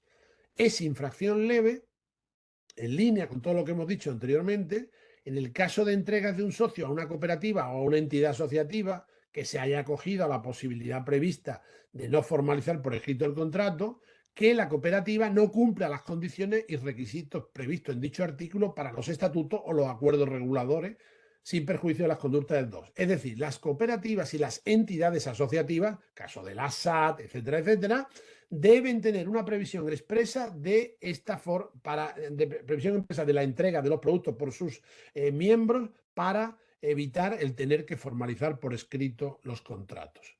Y en el caso de infracciones, fijaros, esta es leve, la que os estoy diciendo, y la que viene a continuación es grave, que son: en el caso de entrega de un socio a una cooperativa que se acoja a esta posibilidad de no formalizarlo, que no cumpla este requisito, de manera que antes de la entrega de un socio no se cumplan estas condiciones, para que tenga lugar la consideración de relaciones comerciales y quede excluida del ámbito de aplicación de la ley. Por lo tanto, infracciones vinculadas, leves o graves, a la entrega y a la formalización de los contratos alimentarios. Ya terminando con la parte de la potestad sancionadora y yendo muy adelante, ya nos queda muy poquito, no os preocupéis. Nuevos plazos de prescripción, es decir, nuevos plazos en los que puede el tiempo eliminar las infracciones o las sanciones. Bueno, aquí se han ampliado. Las muy graves pasan a 5 años, las graves a 3, las leves a 1 año. Es decir, transcurrido estos plazos, ya no es posible aplicar las infracciones, porque la conducta se entiende que ha prescrito, pero claro, estos plazos se han aumentado. Luego se regula con mayor grado de detalle los criterios de graduación de las sanciones y se atiende, y esto procede del ámbito de la competencia, se atiende a la trascendencia económica y social de las infracciones que se cometen al ANE para prevalerse de ventajas competitivas frente al otro sujeto. Se atiende al lucro obtenido con la acción y la reincidencia, resultando además que no pueden superar nada menos que el 10% de los ingresos brutos. Esto es una barbaridad de dinero. Quiero decir, que le puedan sancionar a una entidad con hasta el 10% de los ingresos brutos del operador del año anterior, esto es mucha sanción, ¿vale? Bien, novedades en cuanto a los denunciantes. Los denunciantes, dice la ley, adoptarán, por parte de la Administración, se adoptarán todas las medidas necesarias para proteger su identidad y la confidencialidad. Bueno, esto no es nada novedoso porque ya está en el ámbito sancionatorio general de la Ley de Procedimiento Administrativo, que está en la 39/2015, del 1 de octubre, de Procedimiento Administrativo Común. Se encuentran ahí todas estas exigencias, pero se han querido llevar aquí para reiterarlas y enfatizarlas. Y aquí sí hay novedades. Los denunciantes tienen derecho a recibir acuse de entrega de la denuncia al denunciado, conocer el estado de tramitación de la denuncia y ser notificado de las resoluciones que se acuerde. Esto es completamente novedoso, porque el procedimiento administrativo general en el ámbito sancionador solamente permite al denunciante poner en marcha el procedimiento sancionador, pero no intervenir de una forma activa en él. Como veis aquí, reciben acuse, conoce el estado de tramitación, se le notifica, etcétera, etcétera. Además, la Administración puede actuar en nombre del denunciante en vía judicial para proteger su identidad si fuera necesario y, además, cuando una de las partes no esté en España la otra podrá cursar la denuncia ante la ICA o ante la autoridad de su Estado miembro. Es decir, se interviene por parte de la autoridad de su Estado miembro para llevar a cabo la sanción en estos casos. Vamos a ver, por tanto, ya cerrando, cuáles son las disposiciones adicionales que se han dictado en el ámbito de la norma y que conviene tener presente para terminar esta primera parte de la exposición. Veis que nos estamos ciñendo al tiempo que nos habíamos dado y vamos a ver cuáles son los elementos últimos que hay que tener presentes para su aplicación. Dos relevantes. Uno, los criterios para determinación del coste efectivo de producción. Dice la disposición adicional tercera que en el plazo de 6 meses desde la completa entrada en vigor de la ley de la cadena, el Ministerio de Agricultura, Pesca y Alimentación publicará los criterios sobre los diferentes factores que intervienen en la determinación del coste efectivo de producción. Bueno, esto de la completa entrada en vigor vamos a irlo entendiendo como que llegará el 1 de enero de 2023, que es cuando entrará en vigor este último eslabón, que es el registro de contratos alimentarios, porque todavía no se han publicado los criterios sobre todos los factores.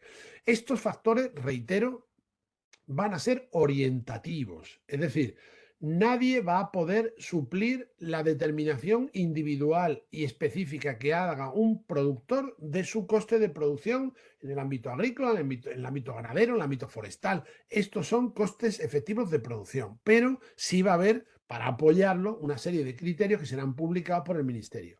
Y atentos porque ya esta no tiene remedio, todos los contratos en vigor en el momento de la ley de la cadena debieron estar adaptados a 1 de mayo de 2022. Lo digo porque todavía estamos trabajando en la adaptación de contratos que se han producido, aunque obviamente ya están fuera de tiempo.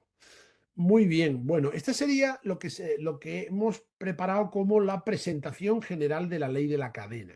Yo quería a continuación entrar con vosotros en lo que son la aplicación de varios supuestos prácticos concretos y luego entrar en el turno de preguntas en el que quedo a vuestra disposición para las cuestiones que tengáis.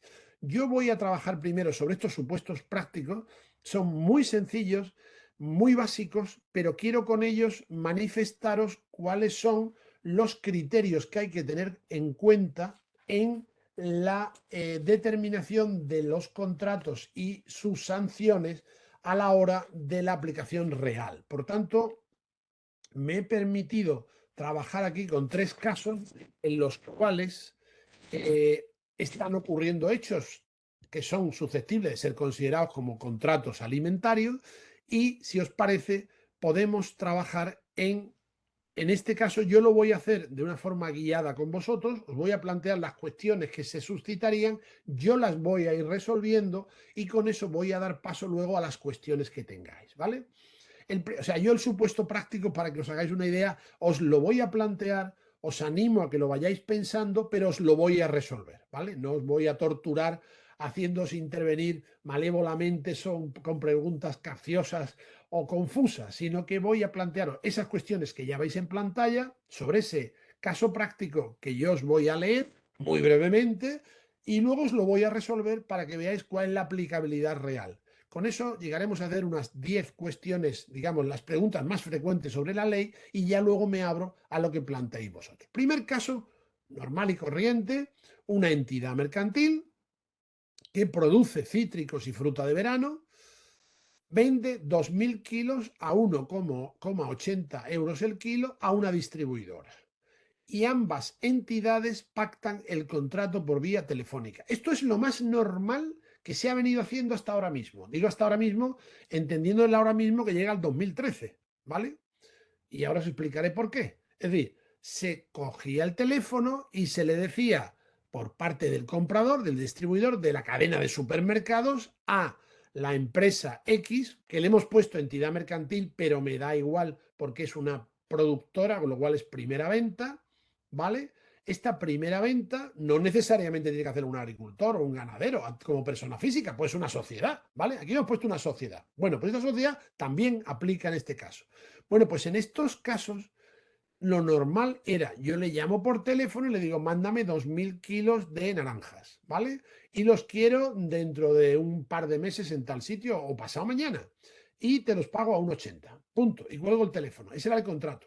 De acuerdo con nuestro Código Civil, que está el viejo artículo 1255, dice que el contrato existe siempre que una de las partes consienta en entregar o hacer alguna cosa para la otra que le paga un precio por ella, ¿vale? Esta es libertad absoluta de contratación desde el ordenamiento de Alcalá, ahí en España, y eso ha pasado además al Código Civil, está en el 1278 y es posible. Pero en el ámbito expreso de la ley de la cadena hay una exigencia adicional, que es que el contrato tiene que ser por escrito, ¿vale? Y ya os estoy avanzando un poquito en la solución del caso. Quiero que veáis cuál es la aplicabilidad concreta. Este contrato por escrito tiene que darse con una serie de condicionantes. ¿Para qué?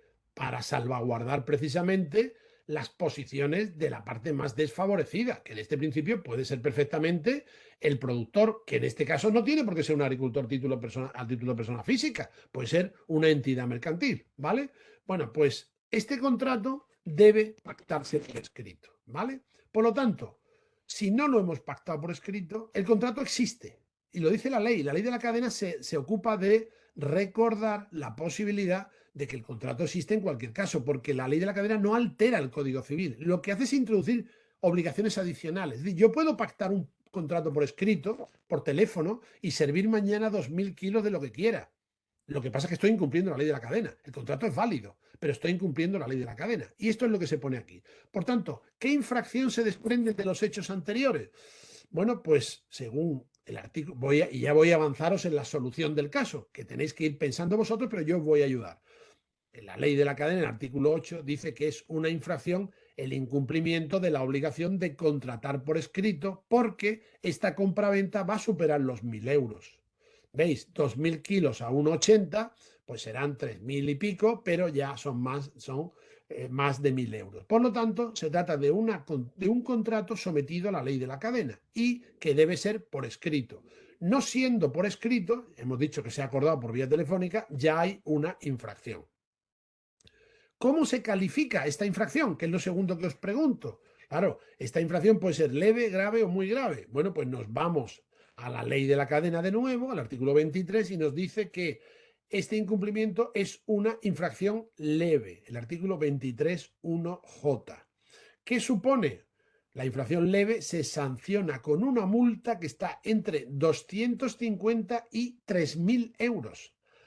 Este es el artículo 24.1 de la ley de la cadena. Es decir, no hemos hecho el contrato por escrito, esto es una infracción y, en segundo lugar, a esta infracción le corresponde una sanción que es que nos sancionarán con una multa entre 250 y 3.000 euros. ¿Qué cantidad nos aplicarán? Dependerá de lo que se resuelva por el órgano sancionador que habrá tramitado un expediente, un procedimiento administrativo sancionador previo y habrá que cuidar la proporcionalidad, es decir, no es proporcional que en una operación, hemos dicho, de 3.600 euros, que serían estos 2.000 kilos, nos vayan a poner una multa de 3.000 euros, pero la de 250 nos la llevamos seguro por lo menos, ¿vale? Y luego dependerá de cómo se ha actuado en el sector. En tercer lugar, imaginaros que aunque esta entidad ha vendido por este precio, ¿vale?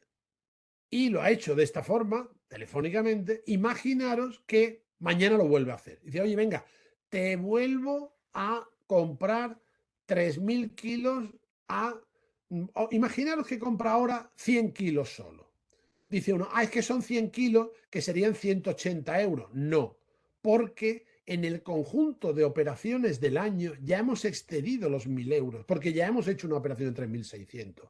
Con lo cual, cualquier venta, aunque sea de 1 euro, siempre que no sea al contado, si es al contado, se paga al contado, están excluidas las operaciones de contado, pero en las operaciones normales, por difiriendo la entrega y el pago, en ese momento aplica la ley de la cadena por encima de 1.000 euros, porque son operaciones con el mismo operador. Y si es el mismo operador y es ya la anterior de 3.600 euros, la siguiente operación, sea de lo que sea, ya va también a ley de cadena. Bueno, pues en este caso, ¿qué ocurre si se produce una reincidencia en un año? Pues evidentemente se le aplica. Y si en vez de en un año se produce en 2 años, ¿cómo clasifica esta infracción?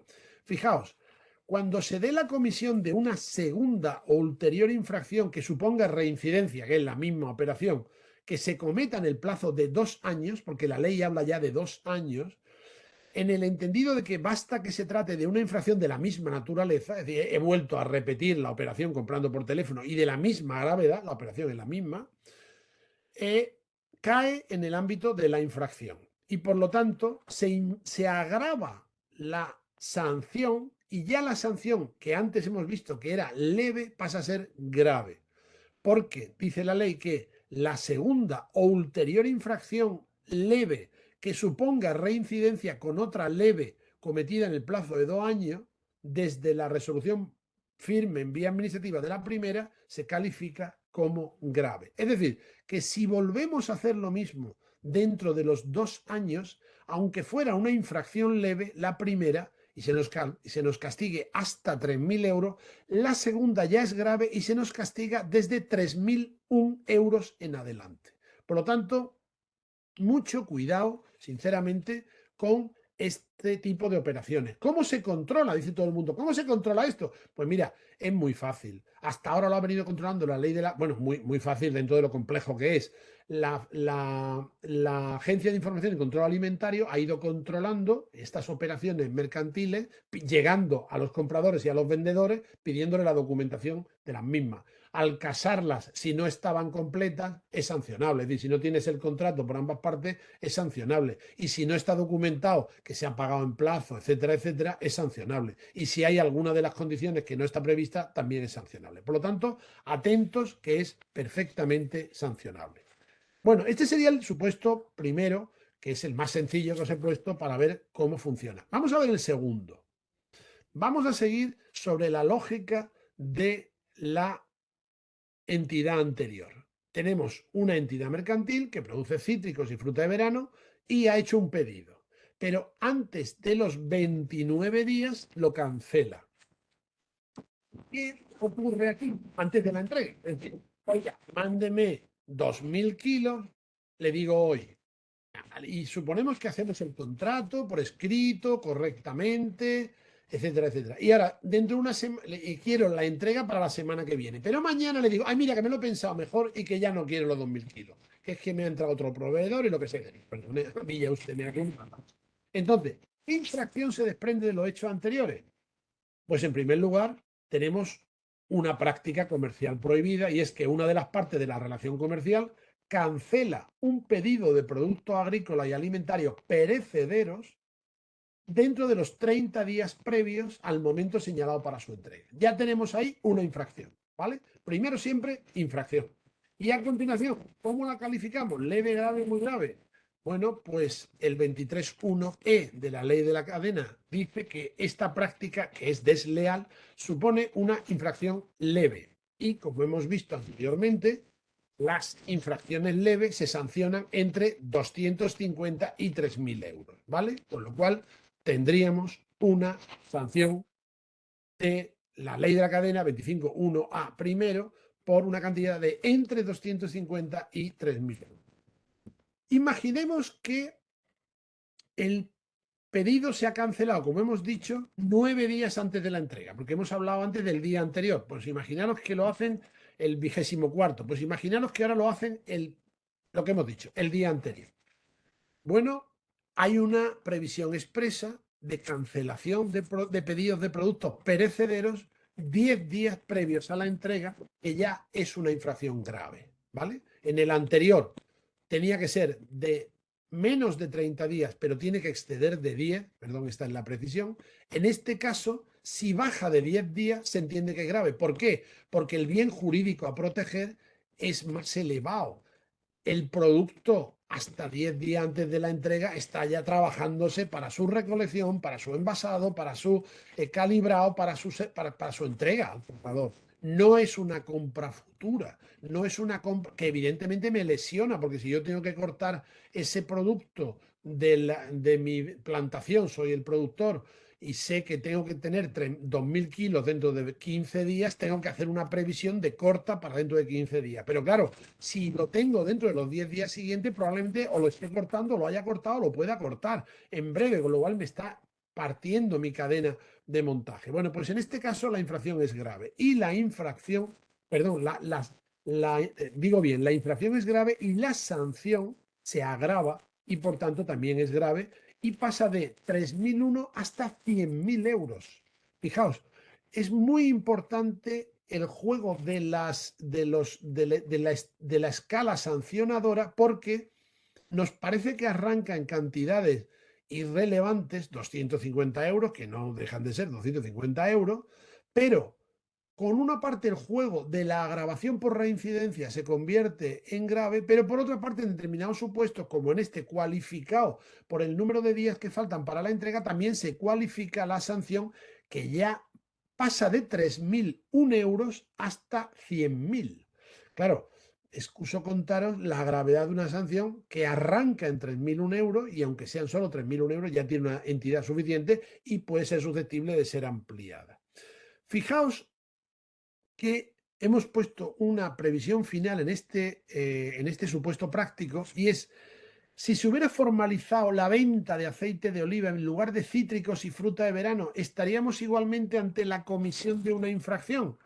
Bueno, pues no, porque no estamos en el perecedero de los 30 días. Y esto es importante. Aplica otro rango de días donde nos vamos a otras cantidades diferentes, pero no son los 30 días. Por lo tanto, no es lo mismo la entrega de la aceituna para su molturación, que sí está en el ámbito del perecedero, a la venta del aceite de oliva. Bien, y vamos ya por fin al último supuesto práctico, y así nos estamos ciñendo al tiempo que nos hemos dado y os doy la palabra para las cuestiones que pueda haber.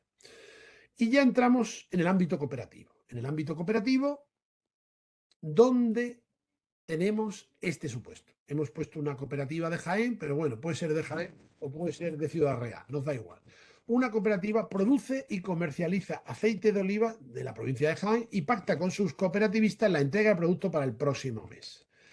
Pero la cooperativa no ha formalizado por escrito los contratos alimentarios con cada uno de los socios, teniendo en cuenta que en los estatutos no se establece cómo debe producirse la entrega. Es decir, no se ha verificado la atención del supuesto que nos permite exceptuar el caso de las cooperativas. Por lo tanto, ¿qué infracción tenemos del hecho anterior? Bueno, pues estamos en el ámbito de una práctica comercial desleal que ha cometido la cooperativa para con sus socios. Porque en el caso de que un socio entregue la producción a la cooperativa o a otra entidad asociativa, podría ser una SAT, es necesaria la formalización por escrito de un contrato alimentario, salvo que se haya llevado a cabo esta previsión expresa en los estatutos de la cooperativa o en un documento externo que se refiere a ellos, formalizando esta previsión de la excepción cooperativa. ¿Cómo se formaliza, cómo se califica esta infracción? pues estamos ante una infracción leve. Volvemos al rango de las leves, que son, como sabéis, entre 250 y 3.000 euros. Pero ojo que si esto ocurre con un cooperativista, puede ocurrir con cualquiera de los demás, porque evidentemente si no está la excepción está prevista, estamos incurriendo sistemáticamente con todos los cooperativistas en una infracción, con lo cual van a ser agravadas las sanciones a partir del siguiente al primer caso. Y ponemos ahí, y ya como última cuestión, en el supuesto que en los estatutos o acuerdos de la cooperativa se hubiese previsto cómo se produce la entrega, el calendario de liquidación y hubieran comunicado de manera fehaciente, ¿estamos ante una infracción? Bueno, pues la respuesta, lógicamente, es que no. Por lo tanto, en el caso de que se hubiese previsto en los estatutos, en los acuerdos, el procedimiento de determinación del valor, bastará con que estos sean conocidos por los socios y que exista, dice la norma, una comunicación fehaciente a los interesados, que tiene que incluirse en el acuerdo y ser aprobada por el órgano de gobierno. ¿Cuál es el mandato? ¿Cuál es el recordatorio a la cooperativa? Importantísimo, hay que terminar de ajustar todos los estatutos a la ley de la cadena. Se está produciendo un carácter generalizado, pero seguimos viendo en algunos casos supuestos en que no lo han hecho. Y aunque yo creo que todavía la exigencia de la ley de la cadena está en un estadio muy inicial, porque como hemos visto, todavía falta incluso el desarrollo reglamentario en vigor del registro de contratos, en casos como este donde no es necesario, porque no hace falta ni hay que aplicar este registro, es muy importante que, yo diría que con carácter previo, antes de final de año, todos los estatutos de todas las cooperativas tengan las previsiones expresas para evitar que se produzca ningún tipo de incumplimiento. Por lo tanto, para recordar ya como carácter final de la exposición, tres ideas básicas. Primera, la ley de la cadena ha venido a incidir especialmente en el ámbito de los contratos alimentarios, que son aquellos que aplican especialmente en el ámbito de los productores primarios, agricultores, ganaderos, en su primera venta. Y los registros de contratos, el registro de contratos que hay a partir de ahora es la última hora, que se va a producir, como decimos, en los próximos días y va a ser exigible desde enero, la última hora en esta exigibilidad para que se ponga en marcha todo este mecanismo, pero no debemos descuidar este tramo final de exigencia de la ley de la cadena. Segundo lugar, atención a las prácticas comerciales desleales, grises y negras, de las que hemos hablado. Hay prácticas negras que son tradicionalmente empleadas y lo siguen siendo a día de hoy generalmente por distribuidores y por algunos intermediarios de la ley de la cadena. Ojo con ellas, que como digo, a partir de enero no es que haya ahora mismo un periodo de tolerancia, la ley está en aplicación, pero el hecho de no haberse dictado este registro ha servido para que algunos hablen de que la exigibilidad todavía está condicionada a esta entrada en vigor. Esto va a entrar en vigor de forma absoluta y por completo próximamente, ya lo está en este ámbito, porque en este ámbito ya es exigible, pero yo creo que se han relajado, entre comillas, los controles porque ha habido una especie de interregno para permitir la aplicación. Y esto en breve va a tener una exigibilidad muy grande y además el registro de contratos va a ser inapelable, porque el registro no quiere decir que el ministerio vaya a llevar ahí una base de datos apuntando lo que cada uno compra, vende ni el precio, le va a dar exactamente igual. La aplicación va a registrar una comunicación que tiene que estar hecha en una fecha siempre anterior al contrato y deben estar, perdón, a la entrega de los productos del contrato y deben estar en ese contrato todos los elementos. El precio, la determinación, por supuesto la inclusión de la mención del coste efectivo de producción, etcétera, etcétera. Y si no está, será sancionable. Por lo tanto, ¿cómo vamos a comprobarlo? Pidiendo al registro de contratos alimentarios que esté dado de alta un contrato antes de la entrega del producto. Tan sencillo como eso. Nosotros tenemos que guardar copia de esas comunicaciones, de esos correos, de esa aplicación, de esa entrada en la aplicación. Habrá un comprobante que será el que nos exonerará de tener un problema de una infracción porque habremos cumplido con nuestra obligación. Pero en todo caso, recordad, en los contratos alimentarios son los de los productores primarios y el obligado es el comprador. Y finalmente, y ya concluyo con esto, en el plazo que me ha asignado, importantes obligaciones para las cooperativas. cooperativas, no solo en el ámbito de la contratación interna, sino en los contratos internacionales. Los contratos alimentarios aplican en los tres ámbitos, dentro de España, dentro de la Unión Europea y y con terceros países, y tiene que cumplirse primero con los proveedores, en la medida en que los aportantes tienen que estar dentro de esta singularidad en relación con ella, y a continuación, en el ámbito de aplicación, sabéis que la ley de la cadena aplica en las relaciones dentro y fuera de España, con las salvedades que hemos dicho. Muy bien, y yo con eso concluiría la parte de mi exposición y ya me sometería a las cuestiones que estoy viendo que se están incorporando al chat. Por lo tanto, si podemos ver voy a ir entrando, si os parece, en los mensajes del chat y voy a ir contestando a las cuestiones que se van planteando. Aquí hay una primera, se habla Pascual Martínez, voy a ir por el orden, si os parece, por la hora de incorporación, a las 11:20, dice, no formalizar el contrato en este caso es una infracción leve. Entiendo que te estás refiriendo al primer supuesto. Es una infracción leve, no formalizar el contrato. Mensaje práctico, siempre tiene que haber un contrato. No dejéis de formalizar un contrato. Muchos se quejan de lo engorroso o de lo retardante o burocrático que puede ser. No lo creáis, al contrario. Al final es más fácil tener preparado un contrato porque te remites a él y te evita gran parte de la negociación. Tú puedes pactar al final el precio y una serie de condiciones, pero tenéis que tener un contrato, funcionar con un contrato. Y el contrato, cuando no lo haya, es una infracción leve en principio y a continuación puede ser una infracción mucho más grave. Siguiente, Juan Miguel. Dice, si yo soy un vendedor español y contrato con un cliente francés, ¿cómo que tengo que reflejar el contrato a la sumisión a la legislación española francesa? Simplemente, dice, si no conozco la legislación del otro país, ¿cómo sé que me beneficia? ¿Qué pasa si no se cumple la normativa? Bueno, tú no tienes que conocer la legislación francesa, pero la legislación francesa tiene que ampararte de forma similar a la española, porque todas están desarrollando la Directiva de Prácticas Comerciales Desleales. Por lo tanto, basta con que digas que te sometes al contrato español, a la legislación española o a la francesa, en un apartado del contrato, ¿vale? Pero el contrato es tan válido en un caso como en otro, porque cumpliendo con esos requisitos, tienes que estar cumpliendo con la legislación francesa, ¿vale?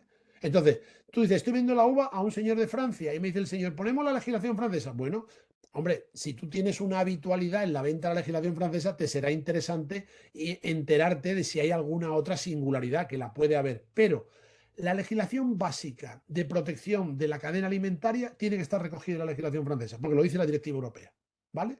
Por lo tanto, lo único que hay que hacer es precisar qué legislación aplica. Pero dicho eso, igual que cuando se pone esa cláusula final que ponemos en muchos contratos, las partes se someten a los tribunales de Ciudad Real, pues a los tribunales de Ciudad Real. Ya es la legislación española. O no, nos regimos por la legislación de Burdeos, pues ya sabemos que es la francesa, ¿vale? Tan sencillo como eso. Otra cuestión. ¿Es de aplicación lo dispuesto en la ley de la cadena a los contratos de integración ganadería? Muy interesante. Y no lo hemos mencionado porque la ley tiene 1000 ribetes. Sí, es de aplicación porque expresamente habla la ley de la cadena de su aplicación a los contratos de integración. Y lo dice, que se consideran que son partes de la ley de la cadena los contratos de integración. Y lo dice dentro de os lo estoy buscando, el nuevo artículo 8.1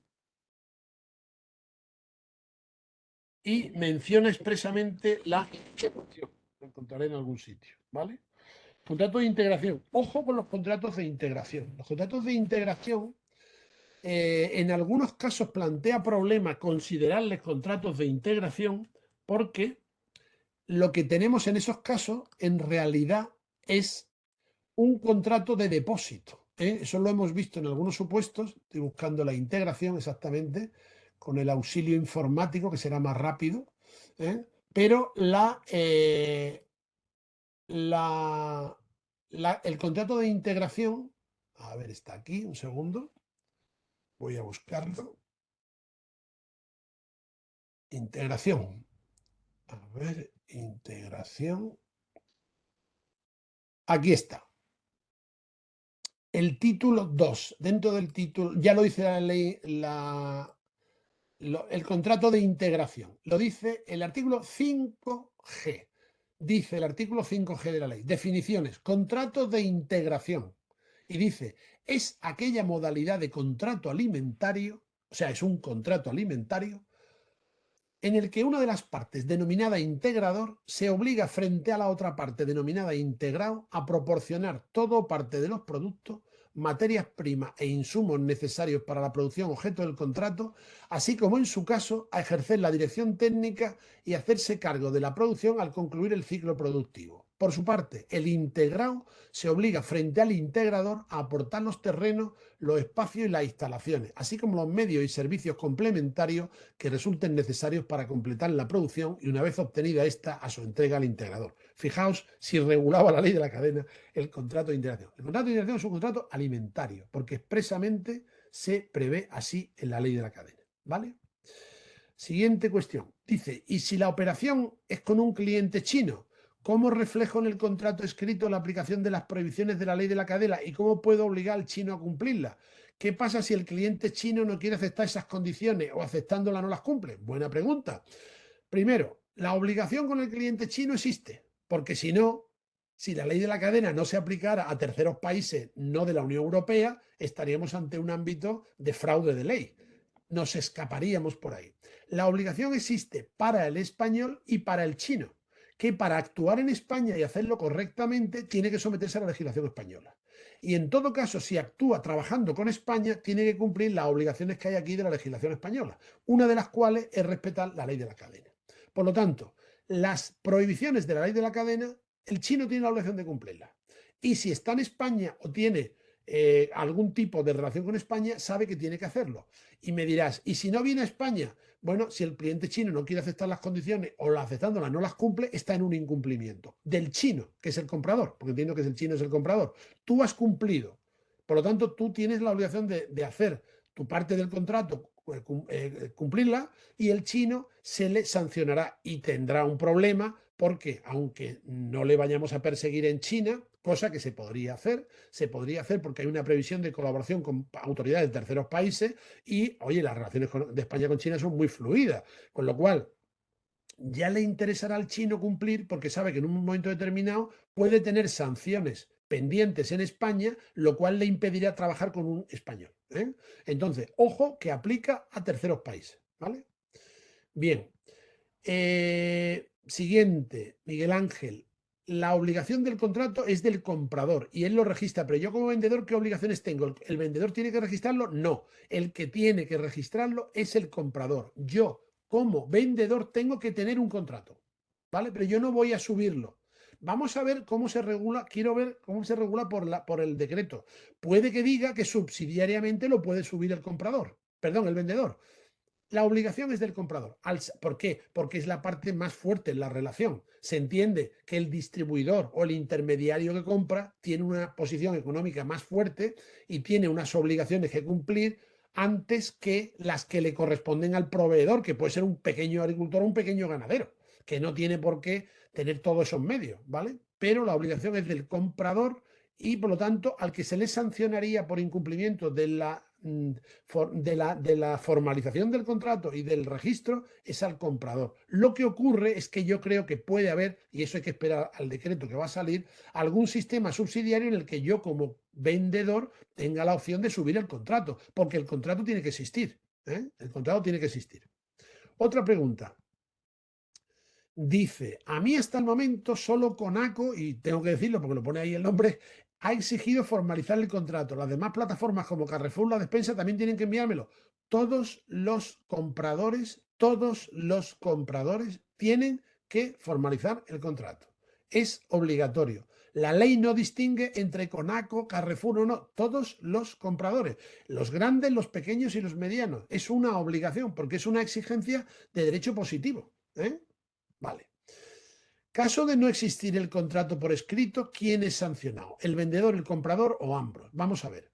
La posibilidad de sanción sería para ambos, porque el incumplimiento es de ambos, pero el primer obligado es el comprador, ¿vale? Es decir, estamos en una cadena en la que hemos dicho que la parte más sensible es el vendedor, el primer vendedor. Estamos hablando de contrato alimentario, ¿eh? Ojo, porque el incumplimiento se produce por ambas partes. Yo he consentido yo agricultor he consentido en vender en esas condiciones. Por lo tanto, a mí me corresponde algo de culpa en toda esta historia y podría entenderse que hay una sanción. El principal obligado es el comprador, porque el comprador es quien tiene la obligación de dar cuenta de todo esto. Por lo tanto, atentos los compradores, sobre todo en primer lugar. Y luego dice, en el caso de venta de productos para alimentación animal, ¿también habría que escribir estos contratos de servicios? Sí, también. ¿Vale? Todos estos, en el caso de todos estos productos, también están incluidos. Lo que están excluidos son los contratos de transporte. Es decir, lo voy a poner aquí para la confirmación. Los contratos de transporte están excluidos de la ley de la cadena, ¿vale? O sea, el transportista que se lleva los animales o lleva o lleva los productos, los tomates, lo que sea, este está excluido ese contrato. Pero la alimentación animal también está incluida. Y los piensos, veréis que están también, porque los piensos también le considera operación comercial. ¿Eh? Y lo dice, os lo digo con exactitud, en el artículo 2.3. Dice, serán también, y me viene bien la pregunta porque me permite la precisión, serán también relaciones comerciales, además de las previstas en el apartado anterior, que son todas las que hemos dicho, las que se realicen entre operadores de la cadena alimentaria en los procesos de envasado, transformación o acopio y también las compras de animales vivos, los piensos y todas las materias primas e ingredientes utilizados para la alimentación animal. ¿Vale? Bien. Dice, y no sabemos el destino que le van a dar a los clientes a los productos que le vendemos, si son para consumo alimentario animal. Hombre, yo creo que deberíamos saberlo, los productos, pero da igual, todos están incluidos dentro de la aplicación de la ley de la cadena. Dice, una consulta, si no supero en una primera venta los 1.000 euros y tampoco sé si la suma de las siguientes ventas anuales los superará, ¿debería formular un contrato de la ley de la cadena en la última venta que calcula que se superarán? No. Pero aplicaría para las siguientes ventas, ya que el contrato tiene que ser antes de la fecha del inicio de las prestaciones. Es decir, ¿no ampararía ese contrato a las ventas? Vamos a ver. Hasta 1.000 euros no hace falta contrato. Y las ventas de contado están excluidas. Es decir, si yo agricultor, voy y me compra un señor allí en la misma finca, en la producción y me la paga en ese momento, eso está excluido, ¿vale? Pero es una venta excepcional. Eso no debe ocurrir así. Las ventas hasta 1.000 euros no aplica. Es decir, si yo le vendo, yo, agricultor o ganadero, vendo por importe de 300, 300 y 300, yo no tengo que hacer contrato alimentario. Pero a partir de 1.000 euros sí tengo que hacerlo, por el que suba ya de 1.000 euros, ¿vale? Entonces, bueno, esto es tan sencillo como eso. Calculamos, porque hombre, la ley de la cadena está pensada para la generalidad de las operaciones. La generalidad de las operaciones tienen que estar por encima de 1.000 euros. Si no, ¿de qué agricultura estamos hablando? Esto ya es agricultura deportiva, no es agricultura comercial, ¿vale? Entonces, por debajo de esos 1.000 euros, no, pero a partir de 1.000 euros sí, ¿vale? Siguiente cuestión. Dice, como se ha dicho que en Amparo a la 1138, como se ha dicho que en cooperativas no sería necesario contrato si está acogido en los estatutos sociales o por acuerdo de la cooperativa. ¿Quedaríamos exentos si se aprobó y se informó una asamblea general y posteriormente se comunicó a los socios por email acuerdo? Pues hombre, parece que sí, parece que sí. Habría que verlo con exactitud, pero parece que ha habido una intención de hacerlo. No conozco el caso, habría que examinarlo, pero da la impresión de que está siendo atendida la exigencia, ¿no? Otra pregunta, 11.43. ¿El precio del contrato se puede establecer en la orden de pedido? ¿Qué hacemos si varía semanalmente? No pasa nada. Vamos a ver. El tema del contrato. Mucha gente se pregunta, ¿cómo vamos a hacer un contrato para cada operación? Vamos a ver. No vamos a hacer un contrato para cada operación. Las plantillas comerciales, que es como generalmente se funciona en este sector agroalimentario, donde yo voy vendiendo en función de la compra, de la venta, del día a día, varía semanalmente y varía diariamente 5 veces un producto. Una lonja de tomate varía 5 veces el precio del producto en una mañana. Vamos a ver, cada operación tiene que ir referida a la orden de pedido y esa orden de pedido va referida a un contrato. Es decir, yo no tengo que copiar el contrato de 3 páginas o de 4 páginas en cada pedido. Yo puedo decir, hacemos la orden de pedido de conformidad con el contrato que está en la página tal. Y yo en la página de mi distribuidor tengo un contrato que son las condiciones generales de la contratación. Y el pedido es el que voy diciendo, el tomate lo compro a 0,50, 0,60 o 0,70. ¿vale? Con lo cual integro el precio y ahí me pone lo del coste efectivo de producción, etcétera, etcétera, etcétera. O sea que esto tenemos que acompasarlo a la realidad de un sector que es tan ágil como sabéis, ¿vale? O sea que no hay problema. Si varía semanalmente, incluso diariamente. Lo que tenemos que tener claro es que tiene que estar reflejado en una referencia a un contrato, que no es que cada operación de venta y compra sea un contrato. Yo puedo hacer el pedido, pongo el precio, pero en ese pedido tengo que hacer una referencia que hay un contrato de soporte en algún sitio que yo pueda consultar. Y ese es el contrato, ¿vale? Otro. Somos empresarios con ventas nacionales en la Unión Europea y países terceros. Disculpe, pero no escuché bien la parte de registrar los contratos. ¿Dónde hay que registrarlos si estamos obligados a hacerlo en cada caso? No os preocupéis. La parte de registrar los contratos va a salir perfectamente deslindada en un decreto que se va a publicar en los próximos días. El decreto ya ha pasado por el Consejo de Estado, se aprobó la semana pasada, lo tiene ya el Ministerio de Agricultura, con lo cual falta solo llevarlo a Consejo de Ministros. Por lo tanto, yo me atrevo a deciros que a partir del Consejo de Ministros de mañana se puede aprobar en cualquiera, no se aprobará la semana que viene o la otra. La ley dice que tiene que estar en vigor antes del 1 de enero de 2023 y dice que la obligación de registrar el contrato es del comprador. Por lo tanto, como empresarios tenéis que tener presente eso, pero no os preocupéis porque eso no aplica todavía. Hasta que no se publique el decreto no lo vamos a saber con exactitud y yo animo a que leáis el decreto y ahí nos lo pondrá.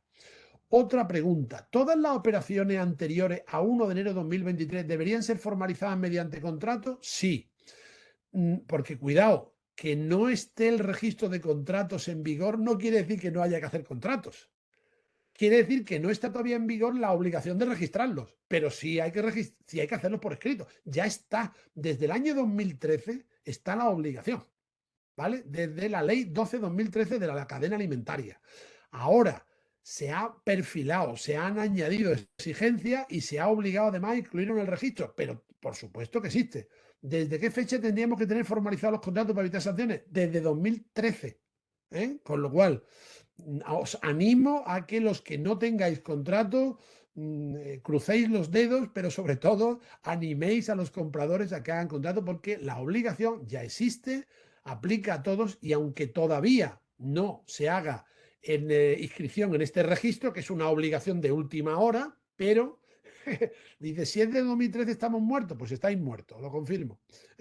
Entonces, no, bueno, yo lo que digo es, primero, la Agencia de Información y Control Alimentario es la única que puede sancionar esto junto con la autoridad autonómica y a partir de ahí hay que tener presente que la obligación de formalizar los contratos ya existe desde la ley de la cadena en su primera versión de 2013. Ahora lo que han surgido son estas obligaciones adicionales, como por ejemplo incluir la mención expresa coste efectivo de producción, que el comprador está pagando al vendedor el coste efectivo de producción, y ahora eso ya es obligatorio desde el 2020, lo del coste efectivo de producción. Por supuesto, el contrato lo era del 2013. Y ahora lo que hay son otras obligaciones y la última es la del registro, que va a aplicar en 2013. Pero el contrato es obligatorio de 2013. Perdón, el registro aplica de 2023, como digo, pero el contrato es obligatorio de 2013, ¿vale? Muy bien. Bueno, pues oye, muchísimas preguntas. No sé si tenéis alguna otra. Y si no la tenéis, la verdad es que estamos llegando muy bien al tiempo que nos habíamos pactado, que eran las 2 horas. Estamos ya, que faltan menos de 10 minutos. Y no sé si tenéis alguna cuestión adicional. Y si no es así, pues nada, daros muchísimas las gracias a todos por vuestra colaboración. Estoy a vuestra disposición. Tienen mi dirección y todos mis datos por si hace falta alguna colaboración con alguien o alguna aclaración en relación a la jornada. Y yo animo además a los organizadores del Instituto de Promoción y Exportación de Promoción de Exportación de Castilla-La Mancha que reenvíe la presentación, si quiere, por si es útil, a los participantes. Y dice aquí que alguien dice que habrá que empollar la legislación. Bueno, no es difícil, no es muy compleja, hay que hacerlo, Y yo os animo, la presentación, pues os sugiero que se la enviéis a todo el mundo, encantado.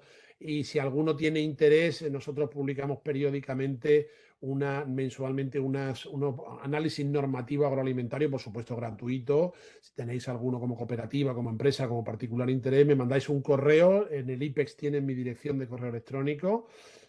Y yo lo envío para que estéis al tanto, porque bueno, es cierto que todo esto tiene un primer momento de complejidad y de dificultad. Yo soy consciente, pero pensad que esto va a ayudar muchísimo sobre todo a los productores primarios. Veo ahí una última pregunta de queso Rocinante. Dice, en caso de vender un producto como el queso, ¿aplicaría nuestra transacción esta obligación de crear y registrar contrato con nuestros clientes? Sí, la respuesta es sí. Obliga porque es un contrato alimentario. Hay además una singularidad en el ámbito lácteo, que no hemos entrado en ella, pero en el caso ya del producto queso como producto terminado, aplica completamente. Entonces, yo repito, como digo, como reflexión final, yo sé que es complejo y que introduce unas obligaciones formales que son a veces muy indeseables, pero si vencéis ese primer condicionante de esa cierta aversión a tener que rellenar ese papel y tal, yo creo que va a ser muy positivo para todo el sector, sobre todo para los productores, para los primarios, para los agricultores, para los cooperativistas, para los miembros de la SAD, para los ganaderos, que van a tener mucho más, de una forma muy atendidos sus derechos si hay un problema. Y sabéis que hay problemas, y estamos todos en el sector agrario, créanme que yo estoy muy metido en el sector agroalimentario, a nivel personal y a nivel empresarial y a nivel profesional, y somos conscientes de cómo se han producido enormes disfunciones por culpa de someternos a la contratación verbal, y siempre ha sido la contratación verbal la que ha regido en este sector, y dependen las producciones de una familia, de una explotación familiar agraria, de un particular o de una empresa, de una aleatoriedad verbal en la cual se cambian las condiciones, siempre en detrimento del proveedor y impuestas por una política que a lo mejor es desconocida por el comprador en un momento y le viene sobrevenida. No, no. Usted tiene que mantener unas condiciones, y el contrato por escrito y estas exigencias van a ser al final muy positivas en favor del productor primario, del agricultor, del ganadero, que va a ver mucho mejor atendida su posición a medio y largo plazo si hay un problema, y sobre todo porque le va a exigir con pelos y señales al que le ha comprado que le pague en unas condiciones, en unos tiempos y con un grado de fuerza que no tenía con un mero contrato verbal. Muy bien, pues muchísimas gracias a vosotros y encantado de saludaros, y hasta la próxima ocasión que haya de veros. Gracias.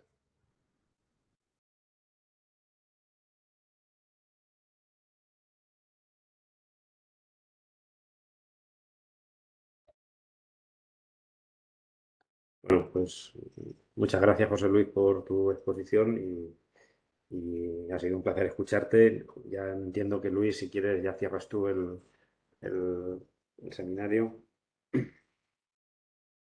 No se te oye, Luis.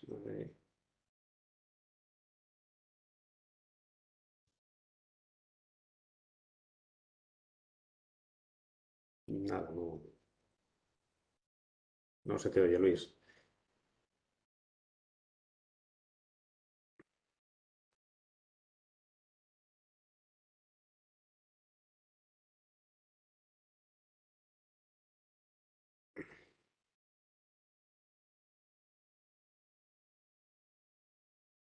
Bueno, pues entonces, como Luis no entra la voz, pues despido yo, despido yo el seminario, reiterando el agradecimiento a Lipes por dar cobertura a este importante tema, a José Luis por sus explicaciones y por resolver todas las dudas. Y como él ha dicho, bueno, cualquier cosa que surja, pues tenemos el contacto tuyo, José Luis, a través de Lipes, bueno, y a través también nuestro, y nada, te enviaríamos cualquier cuestión que pueda surgir a futuro. Así que muchísimas gracias Gracias a por tu vosotros. participación. Hasta Venga, luego. un saludo a todos los asistentes.